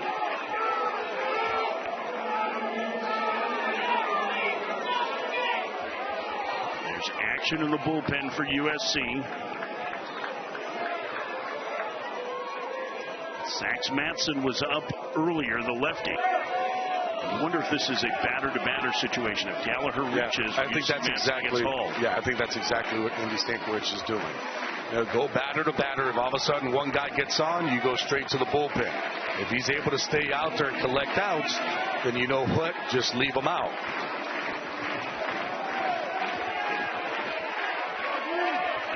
(3-1) USC, bottom 8.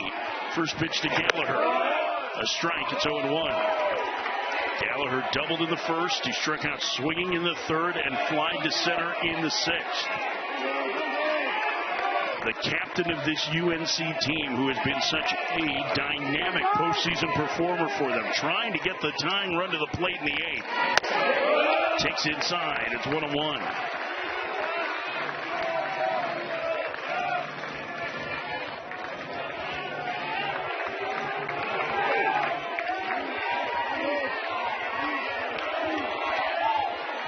The pitch.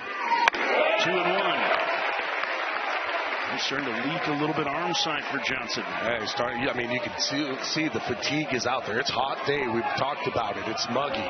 He's pitched 96. He already had pitched on Friday, so you can tell there's a lot of fatigue in that body. 143 pitches in regionals, 130 now in this super regional. And Gallagher on the ground in second. Carpentier throws him out. 2 gone in the UNC 8th.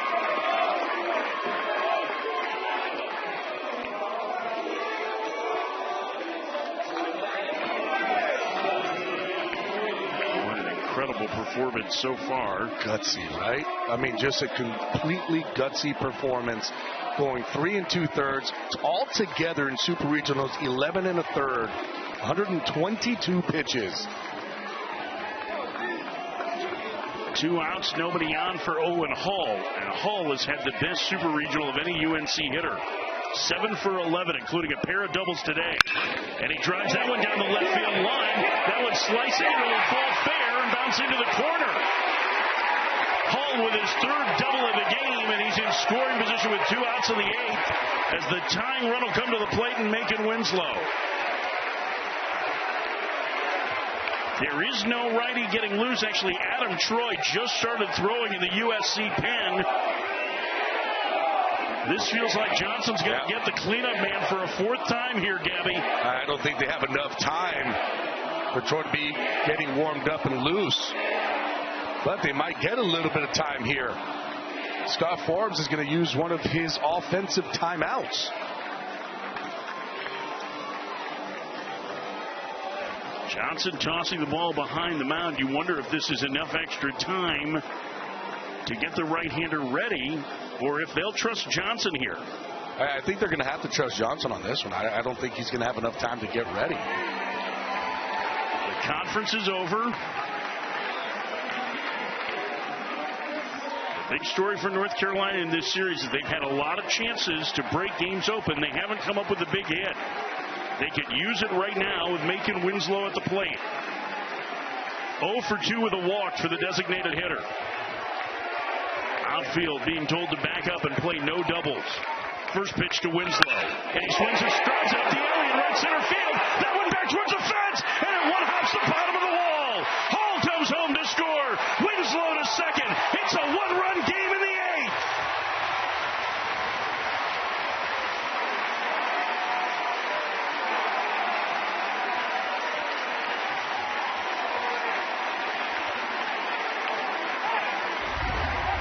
Macon Winslow gets an elevated fastball out over the plate.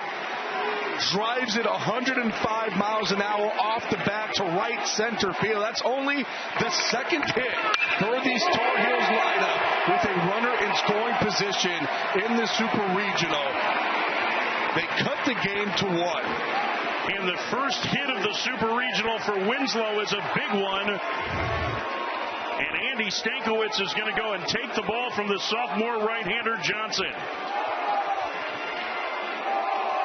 What a job by Johnson, but Sax Matson is coming into the game with the tying run at second, in the bottom of the 8th inning. 2 outs. North Carolina down a run, the winner to Omaha. Is there a little Bosch magic left in the UNC bats? They've cut the deficit to 1 with 2 outs in the 8th. Sax Matson is on out of the USC bullpen, The left-hander who pitched yesterday and gave up this to the man coming to the plate, Eric Paulson. Yeah, against lefties, Sax Matson has been really good, but Eric Paulson, well, he didn't care because in yesterday's ball game, he got himself a pitch and drove it over the wall. It was the first home run that he had given up against a left-handed batter. Harry Hargett is going to pinch run at second. The sophomore outfielder, the tying run. Paulson hit by a pitch, and the go-ahead run is at first with 2 outs in the 8th.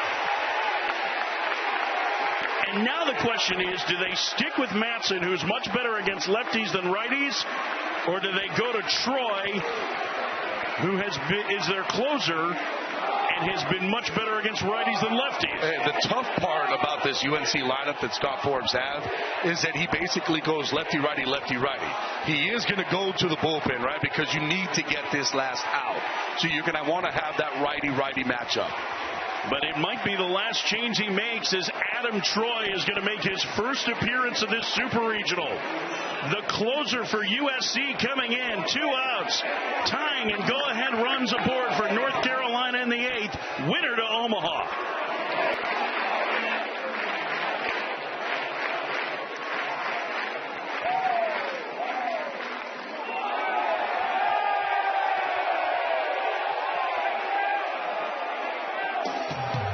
North Carolina still searching for their first elusive national championship. USC trying to end a 25-year Omaha drought. One of these teams will advance, and North Carolina has the tying and go-ahead runs aboard in the bottom of the 8th inning. Andrew Johnson started this game and left with a man at second here, 2 outs in the 8th inning. Right-hander responsible for that man. Sax Matson hit the only man that he faced.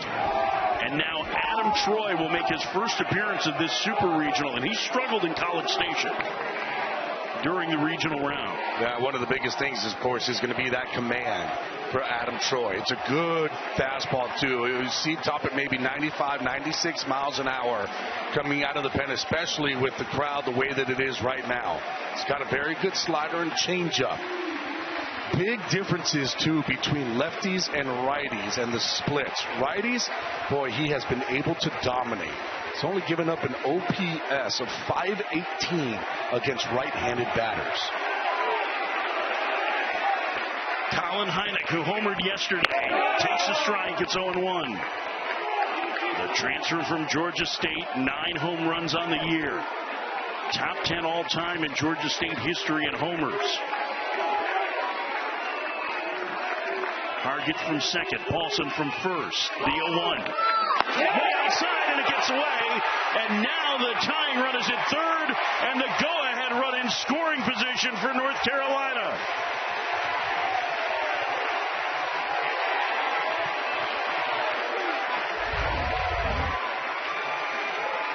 This looks like it's going to be a wild pitch. Just pulls that fastball down and away. Now all of a sudden you have some issues. Cadena behind home plate with a runner on third. Ball can't get by you, or this is going to be a tie ball game. Got to do everything you can to keep it in front. 1-1 the count to Hynek. The pitch. A strike in the count, 1-2. 96 at the bottom of the zone.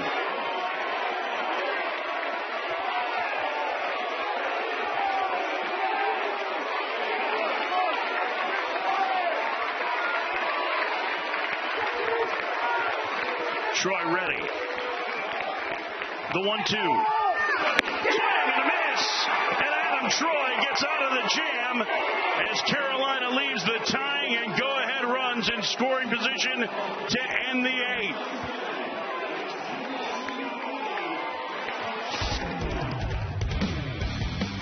Adam Troy powering a fastball by Colin Hynek. We head to the 9th.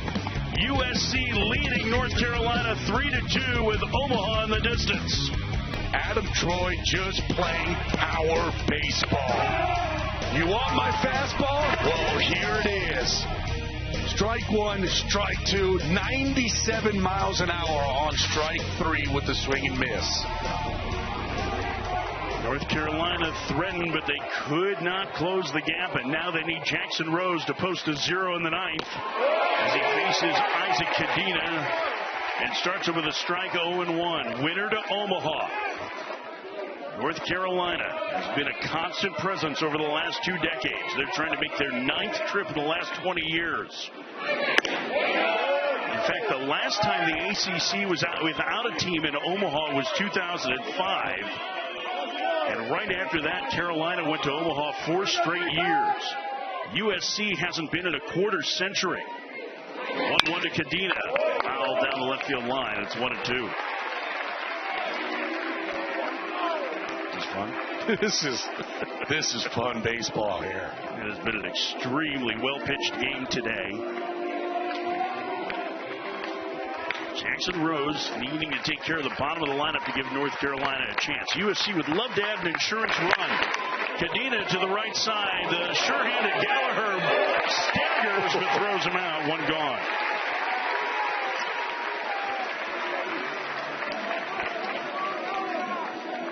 The bottom of the order will be due for North Carolina in the bottom of the 9th. Tyler Howe, Cooper Nicholson, and the senior Carter French. And after getting the lefty, Scott Forbes is going to go to the bullpen, and he's got Walker McDuffie ready. So a pitching change coming here with 1 out in the top of the 9th. USC leading North Carolina 3-2. Winner goes to Omaha in Game 3 at Super Regionals. The sophomore right-hander, he and Glauber have been the story for North Carolina this year. 2 of the top pitchers, not just in the ACC, but out of the bullpen in the country. I mean, so good. Being able to command 3 pitches out of the bullpen. He has been the workhorse of this bullpen, along with Caden Glauber all season long. On Friday, though, he did give up a big grand slam when he came into the ball game.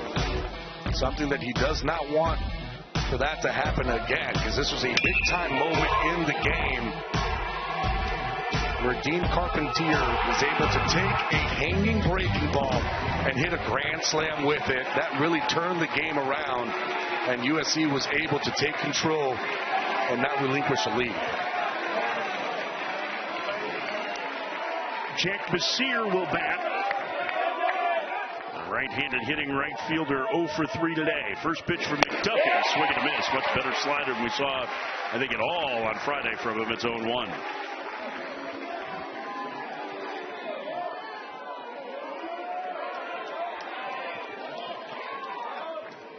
The 0-1. Nothing at 2. Fastball velocity down a little bit for McDuffie on that one, but he spotted it perfectly. Scott Forbes in need of refreshment here with the game on the line. 0-2 hit him. And USC has a base runner with 1 out in the 9th. Had him 0-2 and lost him on that fastball. Yeah, he tried to run that fastball up and in, and ball gets away from him. He talked about it too. The fastball velocity is down. It's 91, 92. We're used to seeing that fastball velocity be in the 4s and even in the 5s. So there is some arm fatigue where all of a sudden when you try to run that fastball in, it could get away from him. Maddox Risky entered the game as a defensive replacement earlier. He was a starting shortstop for about half the year, has struggled offensively this season as he takes the ball outside, 1-0. Product of Bishop Gorman, son of former big league reliever David Risky.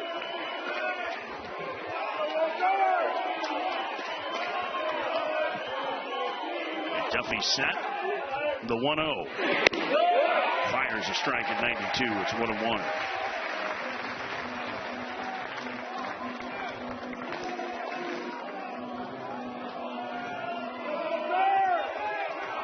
3-2 USC, top of the ninth. The 1-1. Outside, it's 2-1.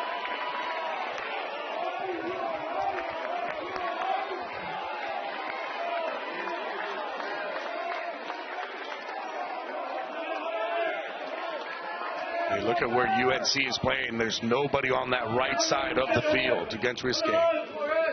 Runner goes. The pitch punched that way right to the first baseman, Paulson. He'll take it to the bag for out number 2. They tried the hit and run in that spot, and just the wrong spot for Risky to hit it.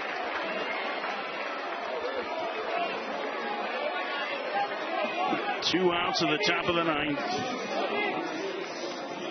The last time the ACC did not have a representative in the Men's College World Series, 21 years ago. North Carolina trying to make that number irrelevant. They're going to need a rally in the bottom of the ninth. And Carpentier, who hit the grand slam off of McDuffie the other day, gets an intentional walk.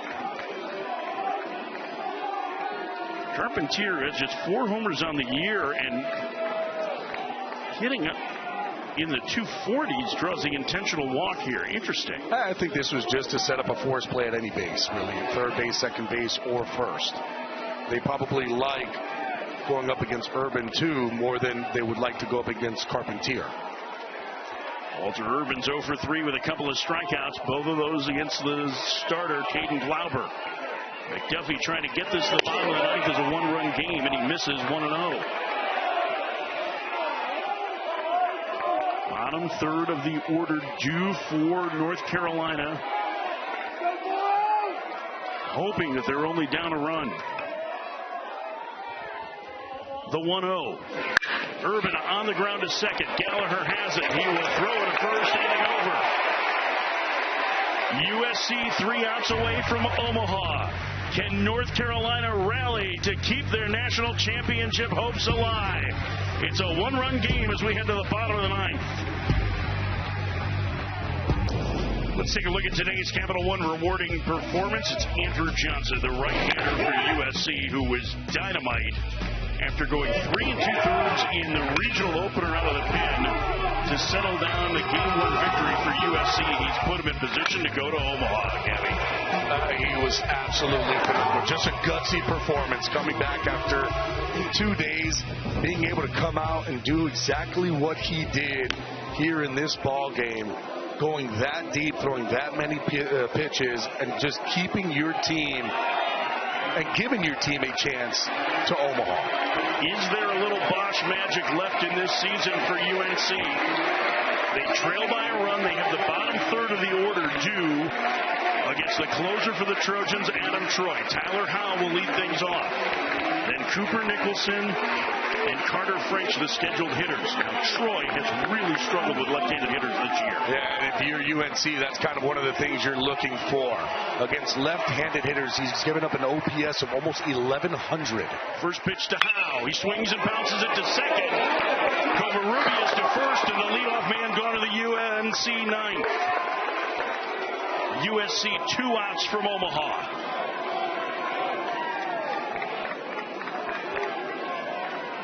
USC scored their runs on a pair of solo home runs and a balk in the first inning. North Carolina with RBI doubles from Hull in the third and Winslow in the eighth. And they left the tying and go-ahead run aboard to end the eighth. First pitch is a strike. It's 0-1.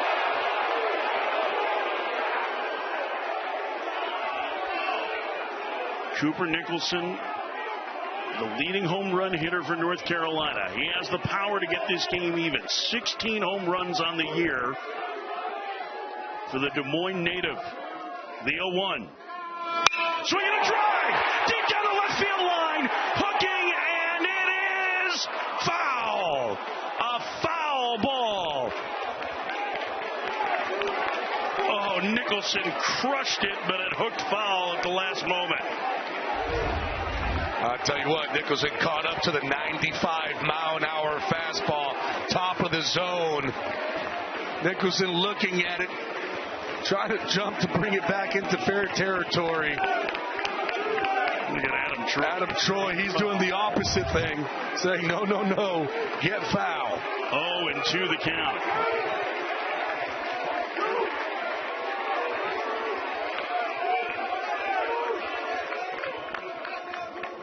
The pitch. Swing and a foul on a play off to the right. Watch Carolina's bench on this swing. He thought he had it. Oh, he had it, all right. It just went foul. Had the distance. Just couldn't keep it fair. From elation to disappointment. The 0-2 again. Bounced up there. 1-2. Yeah, right now I'm just worried about fastball. If I'm facing Troy, I know he has a good fastball. It's 95-96. Looks like he spikes his pitches as well. You can see the knuckle coming up on the pitch. You got to just be able to get that foot down on that fastball. The 1-2. 2-2. He's going to have to go back to the fastball. Yeah, neither of those breaking balls have been close. So, I mean, that really the pitch that he's able to control is that fastball. Now, he can't elevate that fastball. But the last time that he elevated that fastball, Cooper Nicholson almost kept it fair down that left field line. Sean Allen going to go out, the pitching coach for USC. It was a very quick conference.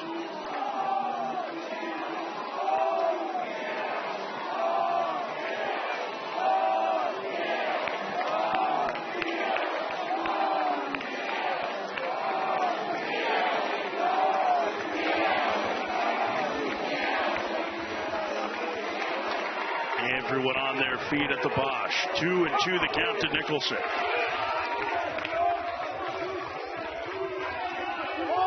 The pitch.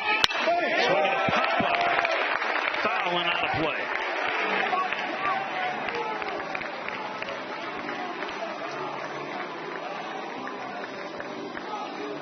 He's going to have to fight those fastballs at the top of the zone. That's down, right? That's where he wants to be. He wants to be in the top of the zone. He wants to get that swing and miss.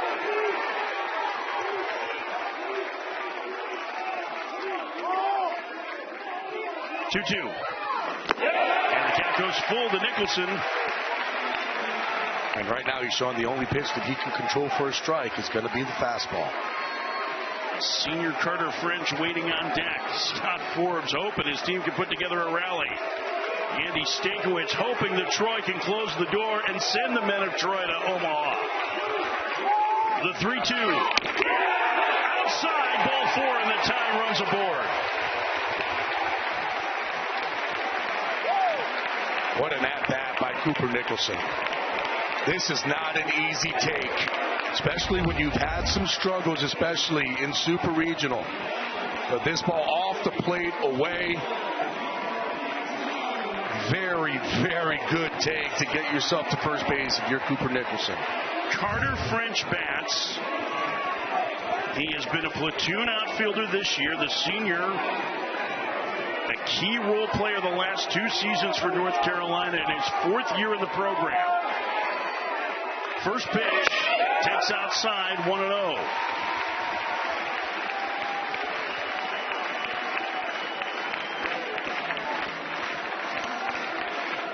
Carter French in 124 games, just 5 extra base hits and no home runs. The winning run at the plate.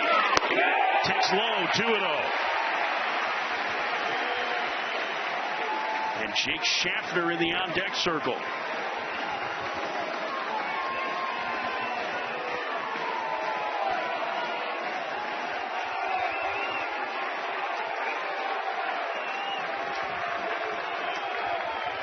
The 2-0. 3-0 to French.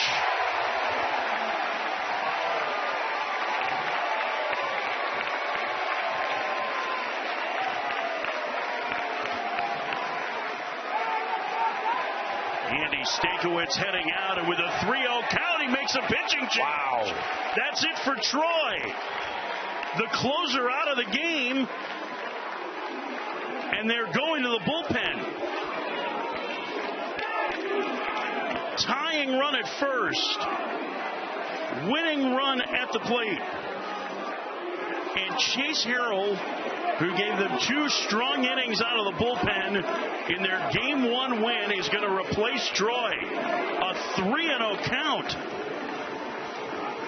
That right there is Andy Stankiewicz knowing his player, understanding he does not have it right now, and doesn't want to just go ahead and say, okay, let's walk another guy to get a guy into scoring position to tie a ball game up.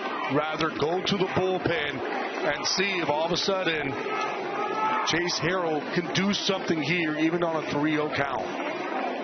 Chase Harrell has reverse splits on the season. He's been better against lefties than righties, facing the left-handed French.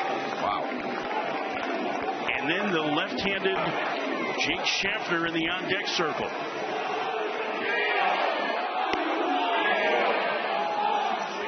This is the most animated this crowd has been today.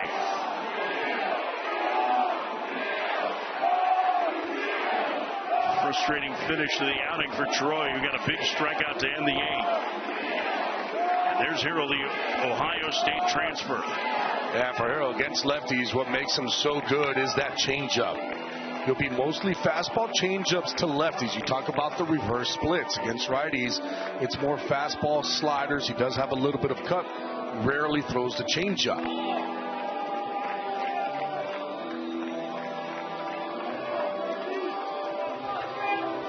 Winner of this game is going to Omaha. North Carolina trying to get there for the second time in the last 3 years. The new blood who's been there frequently in the last 20 seasons. The blue blood is USC, but it's been a quarter century since that proud program has competed on college baseball's biggest stage. Get Omaha, this is the greatest show on dirt right now. Tying run at first, 1 out, mid-count pitching change, bottom of the 9th. The senior Carter French against the sophomore Chase Harrell. Cooper Nicholson, the runner. I have to think that French is likely taking 1 or 2 here. I would think you definitely take 1. I wouldn't say 2, but if you're Carter French, though, you take this as if you are going to hit. First pitch to him from Harrell, a strike. It's 3-1. And Scott Forbes is going to use a timeout now. I wonder if Scott Forbes is going to call him over and say, hey, what do you think about maybe taking another one here on a 3-1 count? It's a really good 3-0 pitch, by the way. It's a fastball that just dots the bottom of the zone. Yeah, but did you see French patting his coach on the shoulder? He's like, I got this, man. This is the senior. He has been an important role player for them. The last half of last year, he became one of their starting corner outfielders. This year, he's been in a platoon. And watch his reaction when Forbes comes over, arm around head coach. Yeah, we got this. No biggie. Don't worry about it. We're just playing baseball.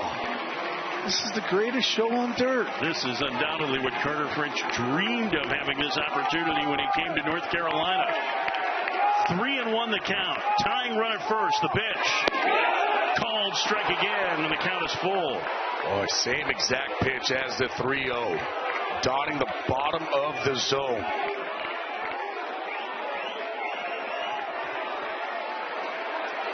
Nicholson a very short lead at first. The 3-2. On the ground through the right side. It's a base hit. Nicholson to second. He's going to head to third. Basir's throw. Not in time. Tying run at third with 1 out for Carolina in the 9th. Carter French with a base hit.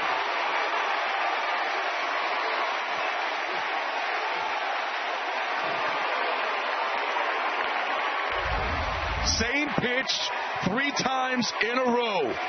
Carter French this time says, I'm not taking. I'm going to go ahead and swing it. Cooper Nicholson, too. There was a little bit of stutter around second base as he was running. Still able to make it to third. And all of a sudden, UNC has first and third with the top of the lineup coming up. Jake Schaffner is the hitter. A single and a run scored back in the third. 1 for 4 for the leadoff man. Infield pinched in at the corners. Double play depth up the middle. A fly ball would tie the game. First pitch. Schaffner swings and skies one. Right center field. That'll be deep enough to tie it up. Under it is Takeuchi. He makes the catch. Coming home to score. Nicholson. We're tied at 3.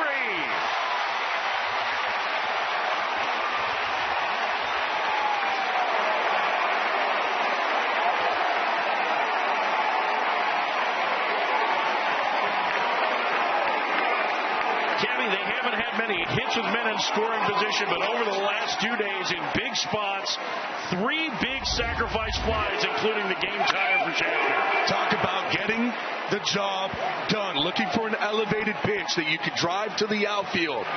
Jake Schaffner does just that. Not trying to be the hero. Let's just get the job done. Get that runner in. And now here's the captain, Gavin Gallagher, the man who gave us Chapel Thrill 2 years ago with his walk-off grand slam against Long Island.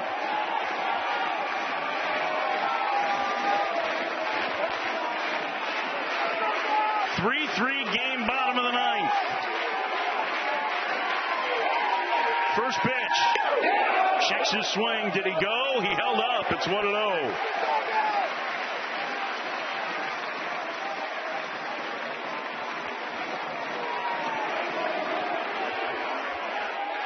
French a modest lead at first.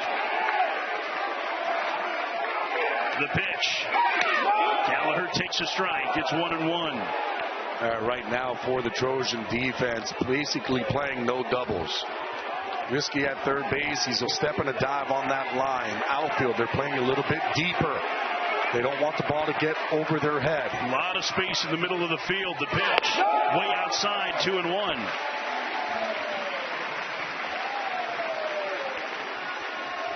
Gavin Gallagher's postseason career, you see what the numbers are.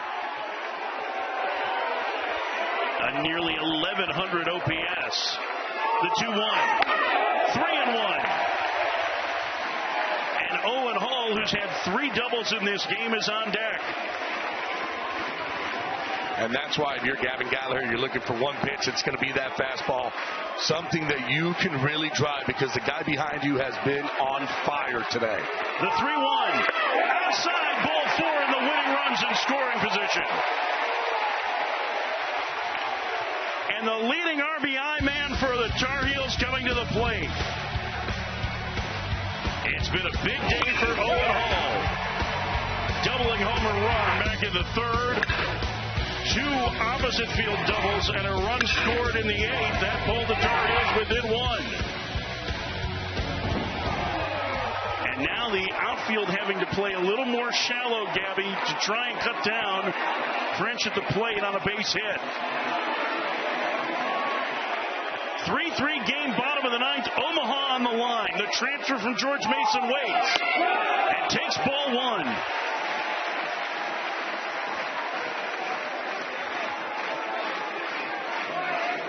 One of those 2 hits with men in scoring position was making Winslow's double in the 8th that cut the lead to 1.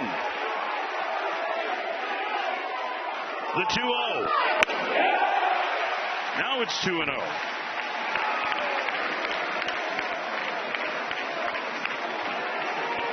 Two balls and no strikes to Hall.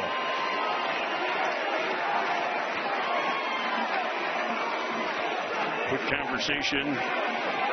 As they're asking about mound visits, I think, and Cadena is going to go out there to settle things down. You got to think you got to be careful with Owen Hall up.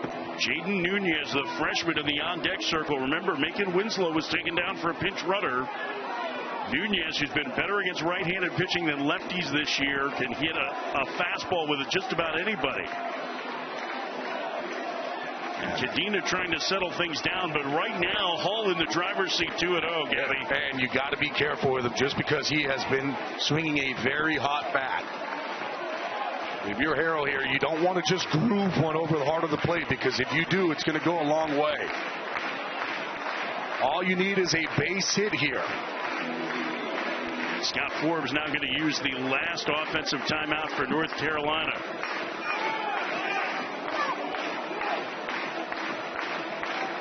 They'll get all of the base runners along. Jesse Weisbricke, the hitting coach, out there with Forbes. And right now the discussion is, this is what the fastball looks like. This is what you need to see. This is what we're going to do. They're not going to give him the take side. If it's anything over the heart of the plate, they want him swinging. 2-0 the count. Winning run at second.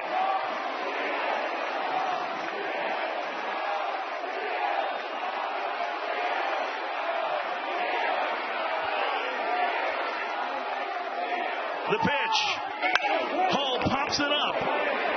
Down the left field line. Racing over Risky. Can't make the play.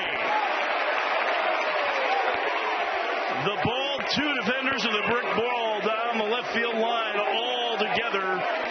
And Risky just could not pull it in. Yeah, you talked about Risky here. He's just floating along with the ball rather than getting to the point. Tough play. That ball has a lot of English on it. It's going to be sailing more towards that outfield line, towards that wall. That's exactly what he did. Couldn't really get there. We've seen Hull use left field effectively today with two of his doubles going to the opposite field. And Urban also moved more towards that left field line, the left fielder. 2-1 the count. Winning run at second, bottom nine. The pitch. Hull swings and drives one deep to center field. Takeuchi going back, and he takes it down. North Carolina is going back to Omaha.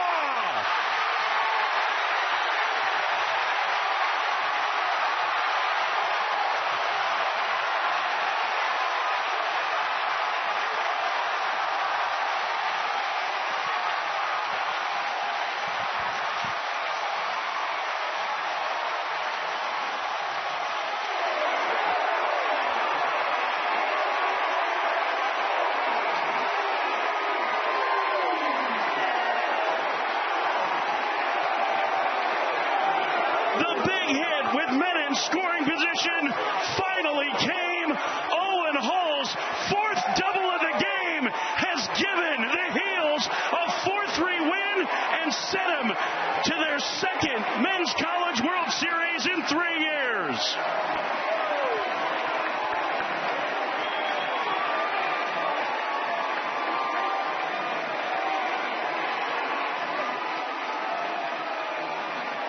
USC, who had a 2-run lead in the 8th. What an effort from the Trojans. But it's North Carolina who finds their way to Omaha behind their star center fielder. And Owen Hall just does what he has been doing all game long. Letting the ball get deep, hitting it the opposite way. No bigger than this one. They had to play in because a base hit would score a run. Shows off the opposite field power. Hits it 100 miles an hour off the bat. And if this ball gets down, it's going to be over. And there it is. A huge comeback by UNC in the bottom of the 9th. Look at the elation on Owen Hall's face. The transfer from George Mason,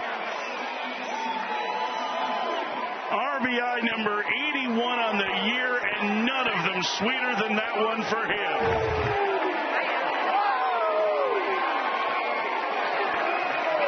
The Heels are going back to Omaha. Scott Forbes going to gather his players for USC. 1 out away from the Men's College World Series and breaking the 25-year drought. An incredible performance from both teams. Yeah. What a finish today, man. I mean, what a baseball game for USC. Boy, they left it all out there. They could not give any more than what they gave. For UNC, struggling with minute scoring position this whole entire super until it mattered the most in the 9th inning for a huge hit. You saw the heartbreak for Isaac Cadena and so many of the Trojans. so close to that incredible goal of getting to Omaha, and the Heels have done it again.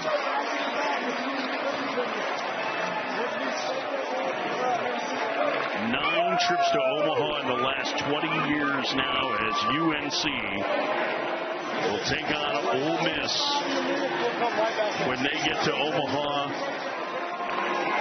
this week. Incredible. What a finish. What a ball game. What a super regional. Absolutely. Both of these teams and their fans should be so proud of the way that they played. Yeah.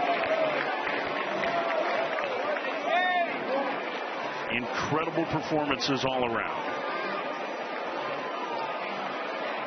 Let's get a look at the bracket. You see North Carolina will face Ole Miss, West Virginia, and Troy, both making their first ever trips to Omaha. The other half of that bracket, a team making its 13th Omaha appearance, and Ole Miss, the 2022 national champions. And we are very pleased to be joined now by the hero for UNC today, Owen Hall. He's got the trophy in his hand and showing it off to the fans. And the center fielder set to join us now. Owen, Mike Farron, Gabby Sanchez, congratulations. What does this mean to you? Oh, it means the world. We got a really special group of guys here, and we stuck to the process no matter what. And, yeah, man, this is one special team, and we're looking forward to playing in Omaha. Tell you what, I mean, throughout the whole entire season, you guys have just been fantastic. My one question for you, or two questions. One, are you going to take that trophy home with you and it's going to stay in your bed? And two, what a performance pitching-wise by your staff to keep you guys in the game to win this. What can you say about them? Yeah, like I said, we got a special group of boys. Pitching staff is great. Kaden Glauber threw well today. McDuffie came back, got his get back. That was amazing. And, yeah, we're definitely going to celebrate this one, but we're going to turn right back around and go to Omaha. You know, we saw in your last three at-bats, 3 opposite field doubles. Can you take us through your approach on how you turned the field? Yeah, I just hit the ball hard wherever they pitch it. I feel like those were on the outer half, and I let it get there, and I let my swing do the work. Yes, sir. That last at bat, take us through it a little bit, because you got ahead in the count and you got a second chance. Yeah, no, I'm always looking on the hunt. If you got one in the zone, I'm gonna get my best swing at it. So, yeah, I'm up there competing. I let everything else do the work. I would assume that this is why you transferred here from George Mason, is for this kind of moment. Yes, sir. I love University of North Carolina, and we have one quote that I like to add, that we really had the whole season. Anything you vividly imagine, sincerely believe, and enthusiastically act upon absolutely must come to pass, and that's what we did right there. It absolutely was. Over the last 2 innings, a comeback win. You're going to Omaha. We'll see you next week. Yes, sir. Oh, and appreciate the time. Owen Hall, the hero for the Tar Heels today. 4 doubles, including the walk-off in the bottom of the 9th to send the Tar Heels to Omaha. And Scott Forbes' second trip there as the head coach. Well, this has been an absolutely incredible super regional. Wow. A great thanks to our crew, led by our producer, Scott Matthews, and our director, Johnny Hanna. They have been with us over the course of the last 3 weeks. You could not ask for a better crew to work with. And all of the men and women that have supported us over the last several weeks who have had long, long days to bring you these super regionals, they get our thanks. As you see the pose and Owen Hall in the front for North Carolina here today. The Tar Heels with 2 in the 9th rally to stun USC 4-3 today. For the second time in 3 years, the University of North Carolina will get a chance to be in the Men's College World Series and play for that elusive first national championship. Final play. Owen Hall knocks in Carter French, and the University of North Carolina will move on to the Men's College World Series. Now for my partner, Gabby Sanchez, I'm Mike Farron. Thank you so much for joining us for this incredible super regional. Matt Schick and Mike Rooney are standing by in our Bristol studios. with more coverage of the NCAA Super Regionals. The University of North Carolina making their 13th trip to Omaha. They do it in dramatic fashion.